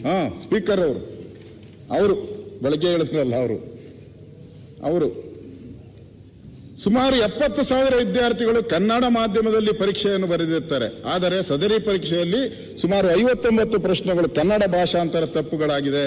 ಇದರಿಂದ ಕನ್ನಡ ಮಾಧ್ಯಮದಲ್ಲಿ ಪರೀಕ್ಷೆ ಬರೆದ ವಿದ್ಯಾರ್ಥಿಗಳೇ ಅನ್ಯಾಯವಾಗಿರುತ್ತದೆ. ಯಾರು? ಸ್ಪೀಕರ್. ಇನ್ನ ಸಾಕ್ಷಿ ಬೇಕಾ? ಇದಾದ್ಮೇಲೆ ಸ್ವಾಮೀಜಿಗಳು ಹೊರಟೋಗುತ್ತೆ. ಇದು ಇವರು ನಮ್ಮ ಸಿದ್ಧಗಂಗಾ ಮಠದ ಸ್ವಾಮಿಗಳು ಅವರೊಂದು ಪತ್ರ ಬರೀತಾರೆ ಮುಖ್ಯಮಂತ್ರಿಗಳಿಗೆ. ಮಾನ್ಯ ಮುಖ್ಯಮಂತ್ರಿಗಳು ವಿಧಾನಸೌಧ, ಅದರಲ್ಲಿ ಲೋಕಸೇವಾ ಆಯೋಗದ ಕನ್ನಡ ಮಾಧ್ಯಮದ ಪ್ರಶ್ನೆಗಳಲ್ಲಿ ಅನೇಕ ಲೋಪದೋಷ ಉಂಟಾಗಿ ಪ್ರಶ್ನೆಗಳೇ ಅರ್ಥವಾಗದೆ ಅನುತ್ತೀರ್ಣರಾಗಿ ತಮ್ಮ ಭವಿಷ್ಯವನ್ನು ಹಾಳು ಮಾಡಿಕೊಳ್ಳುತ್ತಿದ್ದಾರೆ. ಈ ರೀತಿ ಮುಂದುವರಿದರೆ ಗ್ರಾಮೀಣ ವಿದ್ಯಾರ್ಥಿಗಳ ಭವಿಷ್ಯ ಹಾಳಾಗಿ ನಗರಗಳಲ್ಲಿ ಆಂಗ್ಲ ಮಾಧ್ಯಮ ವಿದ್ಯಾರ್ಥಿಗಳು ಎಲ್ಲರೂ ಉನ್ನತ ಹುದ್ದೆ ಪಡೆಯುವ ಸಂಭವವಿರುತ್ತದೆ. ಹೀಗಾಗಿ ಅವರಿಗೆ ಹಳ್ಳಿಗಾಡಿನ ಜನರ ಕಷ್ಟ ಸುಖ ಅರಿವಿರುವುದಿಲ್ಲ. ಆದ್ದರಿಂದ ಅವರ ಕಷ್ಟ ಸುಖಗಳಿಗೆ ಸ್ಪಂದಿಸುವುದು ಸಾಧ್ಯವಾಗುವುದಿಲ್ಲ. ಈ ಅನ್ಯಾಯವನ್ನು ಸರಿಪಡಿಸಿ ಗ್ರಾಮೀಣ ವಿದ್ಯಾರ್ಥಿಗಳ ಭವಿಷ್ಯವನ್ನು ರೂಪಿಸಿ ಅಂತೇಳಿ ಮುಖ್ಯಮಂತ್ರಿಗಳಿಗೆ ಸಿದ್ಧಗಂಗಾ ಸ್ವಾಮೀಜಿಗಳು ಪತ್ರ ಬರೀತಾರೆ. ಆಮೇಲೆ ಬರಗೂರು ರಾಮಚಂದ್ರಪ್ಪನವರು, ಅವ್ರ ಬಗ್ಗೆ ಎಲ್ಲರಿಗೂ ಗೊತ್ತಿದೆ. ಅವರು ಸರ್ಕಾರಕ್ಕೆ ಒಂದು ಪತ್ರ ಬರೀತಾರೆ. ಅವರನ್ನು ಕೂಡ ಸನ್ಮಾನ್ಯ ಮುಖ್ಯಮಂತ್ರಿಗಳು ಕನ್ನಡದಲ್ಲಿ ಉತ್ತರ ಬರದ ಕಾರಣ ಅಂದರೆ ಅನುವಾದದ ಗೊಂದಲದ ಕಾರಣದಿಂದ ಅನೂತರಾಗಿರುವ ಅಭ್ಯರ್ಥಿಗಳಿಗೆ ನ್ಯಾಯ ಒದಗಿಸಲು ಶೀಘ್ರ ಸೂಕ್ತ ಕ್ರಮ ಕೈಗೊಳ್ಳಬೇಕಾಗಿದೆ. ಇದು ಉತ್ತೀರ್ಣ ಅಥವಾ ಅನುತ್ತೀರ್ಣಗಳ ವಿಷಯ ಮಾತ್ರಕ್ಕೆ ಸೀಮಿತವಾಗದೆ ಕನ್ನಡ ಬಳಕೆಯಲ್ಲಾಗುತ್ತಿರುವ ತಪ್ಪುಗಳ ಪರಿಣಾಮ ಎಂಬುದನ್ನು ಗಮನಿಸಬೇಕೆಂದು ಕೋರುತ್ತೇನೆ. ಈ ನಿಟ್ಟಿನಲ್ಲಿ ಶೀಘ್ರ ಪರಿಶೀಲನೆ ಅಗತ್ಯವಿದೆ. ಇದು ಕನ್ನಡ ಪರ ಕಾಳಜಿಯುಳ್ಳ ತಮ್ಮಲ್ಲಿ ವಿನಂತಿ ಮಾಡುತ್ತೇನೆ. ಯಾರಿಗೆ? ಕನ್ನಡ ಪರ ಕಾಳಜಿ ಇದ್ರೆ ಮಾತ್ರ ವಿನಂತಿ ಮಾಡುತ್ತೇನೆ ಅಂತ ಅವ್ರು ಹೇಳಿದ್ದಾರೆ. ನಿಮ್ಮ ಪತ್ರನ ಓದ್ದೆ, ಅದೆಲ್ಲ ಹೊರಟೋಯ್ತು. ಈಗ ಕೇಳಿದೆ, ಓದು ನಾನು ಇಲ್ಲಪ್ಪ, ಕೇಳಿಸ್ಕೊಂಡ್ರೆ? ಕೇಳಿದ್ದೇನೆ, ನೋಡಿದ್ದೀರಾ? ನಾನು ಹೇಳಿದ್ಮೇಲೆ ನೋಡಿದ್ದೆ. ಇದು ಬರಗೂರು ರಾಮಚಂದ್ರಪ್ಪ ಅವರು ಬರೆದಿದ್ದಾರೆ. ಗೋರು ಚನ್ನಬಸಪ್ಪನವರು ಅವರನ್ನು ಬರೆದಿದ್ದಾರೆ. 29/12/24 ನಡೆದ ಮರು ಪರೀಕ್ಷೆಯು ಸಿಂಧುತ್ವವನ್ನು ರದ್ದುಗೊಳಿಸಿ ದೋಷರಹಿತ ಪ್ರಶ್ನೆ ಪತ್ರಿಕೆಗಳಿಂದ ಮತ್ತೆ ಪರೀಕ್ಷೆ ನಡೆಸಲು ಆಯೋಗಕ್ಕೆ ಕಟ್ಟುನಿಟ್ಟಿನ ಆದೇಶ ನೀಡಬೇಕೆಂದು ಕೋರುತ್ತೇನೆ. ಈ ಗೊಂದಲದಿಂದ ಕನ್ನಡ ಮಾಧ್ಯಮದಲ್ಲೂ ಅದರಲ್ಲೂ ಗ್ರಾಮಾಂತರ ಅಭ್ಯರ್ಥಿಗಳಾಗುವ ಅನ್ಯಾಯ ಅಷ್ಟಿಷ್ಟಲ್ಲ. ಗೋರು ಚನ್ನಬಸಪ್ಪನವರು ಬರೆದಿದ್ದಾರೆ ಪತ್ರ. ನಾಡೋಜ ಹಂಪ ನಾಗರಾಜಯ್ಯನವರು ಬರೆದಿದ್ದಾರೆ. ಅದೇ ನ್ಯಾಯ ದೊರಕಿಸ್ಕೊಡಿ ರೂರಲ್ ಕನ್ನಡ ಅಭ್ಯರ್ಥಿಗಳಿಗೆ ಅವರು ಬರೆದಿದ್ದಾರೆ. ಚಿನ್ಸ್ವಾಮಿಯವರು ಬರೆದಿದ್ದಾರೆ. ಮಹೇಶ್ ಜೋಶಿಯವರು ಬರೆದಿದ್ದಾರೆ. ಪುರುಷೋತ್ತಮ್ ಬಿಳಿಬೆಲೆ ಬರೆದಿದ್ದಾರೆ. ಈ ಥರ ಎಲ್ಲರೂ ಭಾಳಷ್ಟು ಜನ, ಸಿಂಧನೂರು ಶಾಸಕರು ಅವರು ಬರೆದಿದ್ದಾರೆ. ನಾನು ಇವೆಲ್ಲ ಯಾಕೆ ಹೇಳ್ತಾ ಇದ್ದೀನಿ ಅಂತ ಹೇಳಿದ್ರೆ, ಇಲ್ಲಿ ಇವತ್ತೂ ಕೂಡ KPSC ಅವರು ತಪ್ಪಾಗಿಲ್ಲ ತಪ್ಪಾಗಿಲ್ಲ ತಪ್ಪಾಗಿಲ್ಲ ಅಂತಾನೆ ಹೇಳ್ತಾ ಇರೋದು. ಇದರಲ್ಲಿ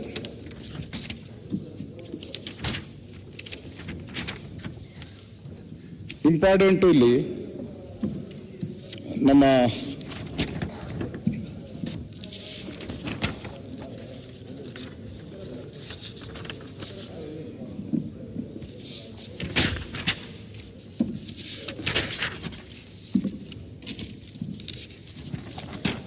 ಹೋಯ್ತಲ್ಲಪ್ಪ, ಇಲ್ಲಿ ಪ್ರಮುಖವಾಗಿ ನಾವು ಗಮನಿಸಬೇಕಾಗಿರುವಂಥದ್ದು ಅಧ್ಯಕ್ಷರೇ, ಈ ಕರ್ನಾಟಕ ಲೋಕಸೇವಾ ಆಯೋಗದ್ದು ಇಷ್ಟೊತ್ತೂ ಹೇಳಿದ್ದೀನಿ, ಅಲ್ಲಿ ಎಷ್ಟೆಷ್ಟು ಚಮತ್ಕಾರ ಆಗಿದೆ ಅಂತ ತಾವು ಕೇಳಿಸ್ಕೊಂಡಿದ್ದೀರಾ ಅಂತ ಇದೆ. ಒಂದು ಸಣ್ಣ ಸ್ಯಾಂಪಲ್ಲು, ಈ CIT ಅಂದರೆ ಕಮರ್ಷಿಯಲ್ ಟ್ಯಾಕ್ಸ್ ಇನ್ಸ್ಪೆಕ್ಟರ್ ಪರೀಕ್ಷೆಯಲ್ಲಿ ಅವನು ಮೊದಲ ಸ್ಥಾನಕ್ಕೆ ಬಂದ್ಬಿಡ್ತಾನೆ. ಪರೀಕ್ಷೆಯಲ್ಲಿ 166 ಅಂಕ ಮೊದಲನೇ ಸ್ಥಾನಕ್ಕೆ ಬಂದ್ಬಿಡ್ತಾನೆ ಆ ಅಭ್ಯರ್ಥಿ. ಅವನು 2 ತಿಂಗಳಿಂದ FDA ಪರೀಕ್ಷೆ ಬರೀತಾನೆ, ಅಂದ್ರೆ ಕ್ಲರ್ಕ್ ಪರೀಕ್ಷೆ, FDA SDA. ಅದರಲ್ಲಿ ಅವನು 11.5 ಮಾರ್ಕ್ಸ್ ಪಡೆದಿರ್ತಾನೆ. ಅಂದ್ರೆ ನೆಗೆಟಿವ್ ವ್ಯಾಲ್ಯೂಯೇಷನ್, ಅಂದ್ರೆ ತಪ್ಪು, ನೀವು ಒಂದು ತಪ್ಪು ಮಾಡಿದ್ರೆ ನೀವು ಮೊದಲನೇ ಮಾಡಿ ಪಾಸ್ ಮಾಡಿರೋದು ಹೋಗ್ತೈತೆ ನಿಮಗೆ, 2 ತಪ್ಪು ಮಾಡಿದ್ರೆ 1 ಮಾರ್ಕ್ಸ್ ಹೊರಟೋಗ್ತೈತೆ ಇರ್ಬೋದು. ಅವನು ಕಮರ್ಷಿಯಲ್ ಟ್ಯಾಕ್ಸ್ ಅಲ್ಲಿ 166 ಬರ್ತೈತೆ, ಕ್ಲರ್ಕ್ ಅಲ್ಲಿ 11 ಮಾರ್ಕ್ಸ್ ಬರ್ತೈತೆ. 2 ತಿಂಗಳು ಗ್ಯಾಪ್ ಈ ಮಧ್ಯೆ. ಅಷ್ಟು ಬೇಗ ಅವನು ಎಷ್ಟು ಇಂಟೆಲಿಜೆಂಟ್ ಔಟ, ಜ್ಞಾನಿ ಆಗೋ ಊಟ. ಆರ್ಡಿನರಿ ಕ್ಲರ್ಕ್ ಅಲ್ಲೇ ಪಾಸ್ ಆಗದೆ ಇದ್ದನು commercial tax inspector first rank student. Picture ಬಂದಿತ್ತು, ಫಸ್ಟ್ ರ್ಯಾಂಕ್ ರಾಜು ಅಂತ. ಇದು ಇನ್ನೊಂದು CIT ಪರೀಕ್ಷೆ 16ನೇ ಸ್ಥಾನ ಪಡೆದ ಅಭ್ಯರ್ಥಿ KE ಪರೀಕ್ಷೆ ಪಡೆದ ಅಂಕ ಕೇವಲ 1.75 16ನೇ ಸ್ಥಾನಕ್ಕೆ ಬಂದ್ಬಿಡ್ತಾನೆ.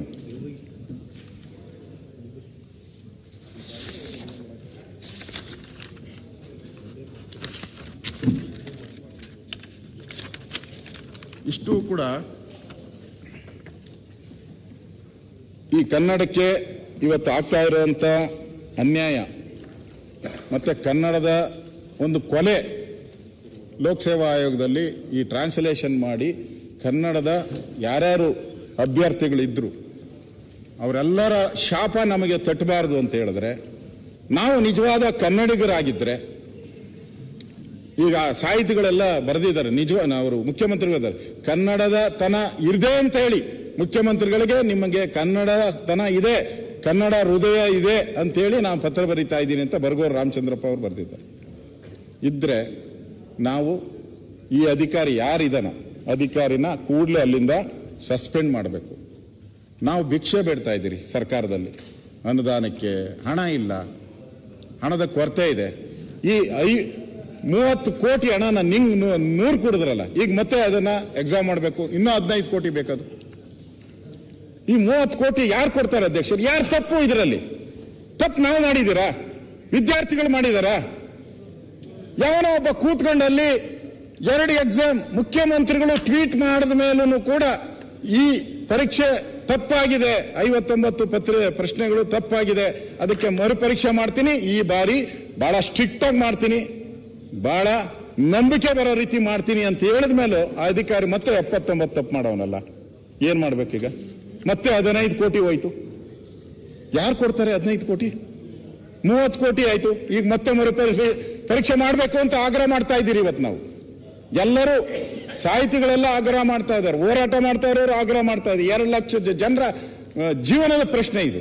ಓಕೆ, ಅದು ನೀವು ಅವನ ಮೇಲೆ ಕ್ರಮ ಯಾರ ಹತ್ರ ವಸೂಲಿ ಮಾಡಬೇಕು. ನಂದು ಇದು ಮುಖ್ಯವಾಗಿ ಈ ಪೂರ್ವಭಾವಿ ಪರೀಕ್ಷೆಯನ್ನ ರದ್ದುಗೊಳಿಸ್ಬೇಕಿದು, ಮಾಡಿರೋದನ್ನ ರದ್ದುಗೊಳಿಸ್ಬೇಕು. ಹಳೆ ಅಧಿಸೂಚನೆ ಹಿಂದಕ್ಕೆ ಪಡೆದು ಹೊಸ ಅಧಿಸೂಚನೆ ಹೊರಡಿಸ್ಬೇಕು, ಹೊಸ ಎಕ್ಸಾಮಿನೇಷನ್ ಮಾಡಬೇಕು. ವಯಸ್ಸಿನ ಮಿತಿ ಯಾರಿಗೆ ಈಗ ಈ ಟೈಮಲ್ಲಿ ವಯಸ್ಸಿನ ಮಿತಿ ಏನಾನ ತಪ್ಪೋಗಿದ್ರೆ ಆ 2,30,000 ಜನಕ್ಕೆ ಮತ್ತೆ ಪರೀಕ್ಷೆ ಬರೆಯೋಕ್ಕೆ ಅವಕಾಶ ಮಾಡಿಕೊಡ್ಬೇಕು. ಈ ಗೂಗಲ್ ಭಾಷಾಂತರ ಮಾಡಿರ್ತಕ್ಕಂಥ ಅವನಿಗೆ ಶಿಕ್ಷೆ ಗುರುಪಡಿಸಬೇಕು. ಈ 30 ಕೋಟಿ ಹಣವನ್ನು ಹಾಳು ಮಾಡಿದ್ರಲ್ಲ ಅವರಿಂದ ಈ ಹಣವನ್ನು ವಸೂಲಿ ಮಾಡಬೇಕು. ಮತ್ತೆ ಈ ಪ್ರಶ್ನೆ ಪತ್ರಿಕೆ ಗೊಂದಲ ಆಗ್ತಾ ಇದೆ, ಇದು ಮತ್ತೆ ಆಗಬಾರ್ದು. ಈ ರೀತಿ ಇಮಿಡಿಯೇಟ್ ಆಗಿ ಅದರ ಆಕ್ಷನ್ ಆಗಬೇಕು, ಅವನ್ನ ಕೂಡಲೇ ಸಸ್ಪೆಂಡ್ ಮಾಡಬೇಕು. ಕನ್ನಡನ ಉಳಿಸ್ಬೇಕು. ಕನ್ನಡಕ್ಕೆ ಈ ಸರ್ಕಾರದ ಮೇಲೆ ನಿಜವಾಗೂ ಜವಾಬ್ದಾರಿ ಇದ್ರೆ ಸರ್ಕಾರಕ್ಕೆ ಏನಾನ ಗೌರವ ಇದ್ದೆ ಕನ್ನಡದ ಬಗ್ಗೆ, ಕನ್ನಡ ನಾವು ಕನ್ನಡಿಗರು ಅಂತ ನಾವು ಎದೆ ಎತ್ತಿ ಎಳ್ಕೊಂಡು ಓಡಾಡಬೇಕಾದ್ರೆ ಅದನ್ನು ಕೊಟ್ಟಿದ್ದೀನಿ, ಸನ್ಮಾನ್ಯ ಡಿ ಕೆ ಶಿವಕುಮಾರ್ ಅವರು ಕೊಟ್ಟಿದ್ದೀನಿ. ಟ್ರಾನ್ಸ್ಲೇಷನ್ ಏನೇನಾಗಿದೆ ತಪ್ಪಾಗಿಲ್ಲ ಅಂದ್ರೆ ಇಲ್ಲೇ ಹೇಳ್ಬಿಡಿ, ನಾನು ಕೂತ್ಕೊಂಡ್ಬಿಡ್ತೀನಿ. ದಾಖಲೆಗಳು ಕೊಟ್ಟಿದ್ದೀನಿ, ಫೋರೆನ್ಸಿಕ್ ರಿಪೋರ್ಟ್ ಕೊಟ್ಟಿದ್ದಾರೆ, ಲೋಕಾಯುಕ್ತದಲ್ಲಿ ಹೆಂಗ್ ಮೋಸ ಮಾಡ್ತಾ ಇದ್ದಾರೆ, ದುಡ್ಡು ಹರಾಜ್ AC ಹರಾಜ್, ತಹಸೀಲ್ದಾರ್ ಹರಾಜ್ ಎಲ್ಲ ಕೊಟ್ಟಿದ್ದೀನಿ, ನಾನು ದಾಖಲೆಗಳು ಕೊಟ್ಟಿದ್ದೀನಿ, FIR ಗಳಾಗಿದೆ ಪೊಲೀಸ್ ಸ್ಟೇಷನ್. ಇಷ್ಟಿದ್ರೂ ಕೂಡ ಸರ್ಕಾರ ಕಣ್ಣು ಮುಚ್ಕೊಂಡು ಕೂತ್ಕೊಂಡ್ರೆ ಹೆಂಗೆ? ನಮ್ಮ ಡಿಮ್ಯಾಂಡ್ ಇಮಿಡಿಯೇಟ್ ಆಗಿ ಅವನ್ನ ಯಾವ ದುರಾಂಕಾರದಿಂದ ಕನ್ನಡಕ್ಕೆ ದ್ರೋಹ ಬಗೆತಾ ಇದ್ದಾನೆ, ಕನ್ನಡಕ್ಕೆ ಚೂರಿ ಆಗ್ತಾ ಇದ್ದಾನೆ, ಅವನಿಗೆ ನಾಲಿಗೆ ಕಟ್ಟು ಮಾಡೋ ರೀತಿ ನಮ್ಮ ಆಕ್ಷನ್ ಆಗಬೇಕು. ಅವನಿಗೆ ಪನಿಷ್ಮೆಂಟ್ 30 ಕೋಟಿ ಲಾಸ್, ನಮ್ಮ ಖಜಾನೆಗೆ ಲಾಸ್ ಮಾಡಿದ್ಕೆ ಅವನಿಂದ ವಸೂಲಿ ಮಾಡಬೇಕು. ಇಷ್ಟು ಆಗಬೇಕು ಅನ್ನೋ ಡಿಮ್ಯಾಂಡ್ ಅನ್ನ ನಾನು ಮಾಡ್ತಾ ಇದ್ದೀನಿ. ದಯವಿಟ್ಟು ಈ ಸರ್ಕಾರಕ್ಕೆ ಏನಾನ ಕಾಳಜಿ ಇದ್ರೆ, ಸರ್ಕಾರಕ್ಕೆ ಕನ್ನಡದ ಬಗ್ಗೆ ಅಭಿಮಾನ ಇದ್ರೆ ಕೂಡಲೇ ಮಾಡಬೇಕು ಅಂತ ಹೇಳಿ ಆಗ್ರಹವನ್ನು. ಸುರೇಶ್ ಗೌಡ್ರು, ಅದಕ್ಕಿಂತ ಮುಂಚೆ ಸುರೇಶ್ ಗೌಡ್ರೆ ಸನ್ಮಾನ್ಯ ಒಂದ್ ಸೆಕೆಂಡ್ ಮಾತಾಡ್ತಾರೆ. ಸಸ್ಪೆಂಡ್ ಮಾಡಿಸಿ ಇನ್ನೊಂದು ಮಾಡಿ ಅವ್ನು ನಾಲ್ಗಿನ ಸೀಳ್ಬೇಕು ಅಂತ ನೀವು ಹೇಳ್ತಾ ಇದ್ದೀರ, ಹೆಂಗಾಯ್ತದೆ ಅಂತ. ಓಕೆ, ಹೋಮ್ ಮಿನಿಸ್ಟರ್ ಹೇಳ್ತಾರೆ. ಅದು ಚರ್ಚೆಗೆ ಬನ್ನಿ, ಮಾತಾಡೋಣ. ಸುರೇಶ್ ಗೌಡ್ರೆ, ಅಧ್ಯಕ್ಷರೇ, ಅದು ರೆಕಾರ್ಡ್ ಅಲ್ಲೇ ಹಂಗೆ ಹೋಗೋದು ಬೇಡ. ಓಕೆ, ನಾನು ಹೇಳಿಲ್ಲ, ಅದಕ್ಕೆ ರೆಕ್ಟಿಫೈ ಮಾಡ್ತಾ GP ರಾಜರತ್ನಮ್ಮನವ್ರು ಹೇಳಿರೋದು. ಆಯ್ತು. ಈಗ ನರಕಕ್ಕಿಳಿಸಿ ನಾಲ್ಗೆ ಸೀಳಿದ್ರು, ನರಕಕ್ಕಿಳಿಸಿ ನಾಲ್ಗೆ ಸೀಳಿದ್ರು, ಬಾಯಿನ ಹೊಲಸಾಕಿದ್ರು, ಮೂಗ್ನಲ್ಲಾದ್ರೂ ನಾನು ಕನ್ನಡ ಪದ ಹೇಳ್ತೀನಿ ಅಂತ ರಾಜರತ್ನಮ್ಮ ಅವರು ಹೇಳಿರೋದು. ನಾಲ್ಗೆ ಸೀಳಿದ್ರು ಅಂತ ಅಲ್ಲ, ಈಗ ಲಾಸ್ಟ್ ಗೆ ನೀವು ನಮ್ಮನ್ನು ಸೀಳ್ಬೇಕಲ್ಲ. ಅವ್ರು ಹೇಳಿದ್ ನಾವು ಸೀಳ್ಕೊಂಡ್ರು, ನಮ್ಮನ್ನು ಸೀಳಿದ್ರು ಕೂಡ ಕನ್ನಡ ಆಡ್ತೀನಿ ಅಂದ್ರೆ ಅವ್ನು ಕನ್ನಡ ದ್ರೋಹಬಹುದು ಅಂತ ಸೀಳ್ಬೇಕಲ್ಲ. ಓಕೆ, ಕನ್ನಡದ ಬಗ್ಗೆ ಕಾಳಜಿ ಇರೋ ಕವಿ.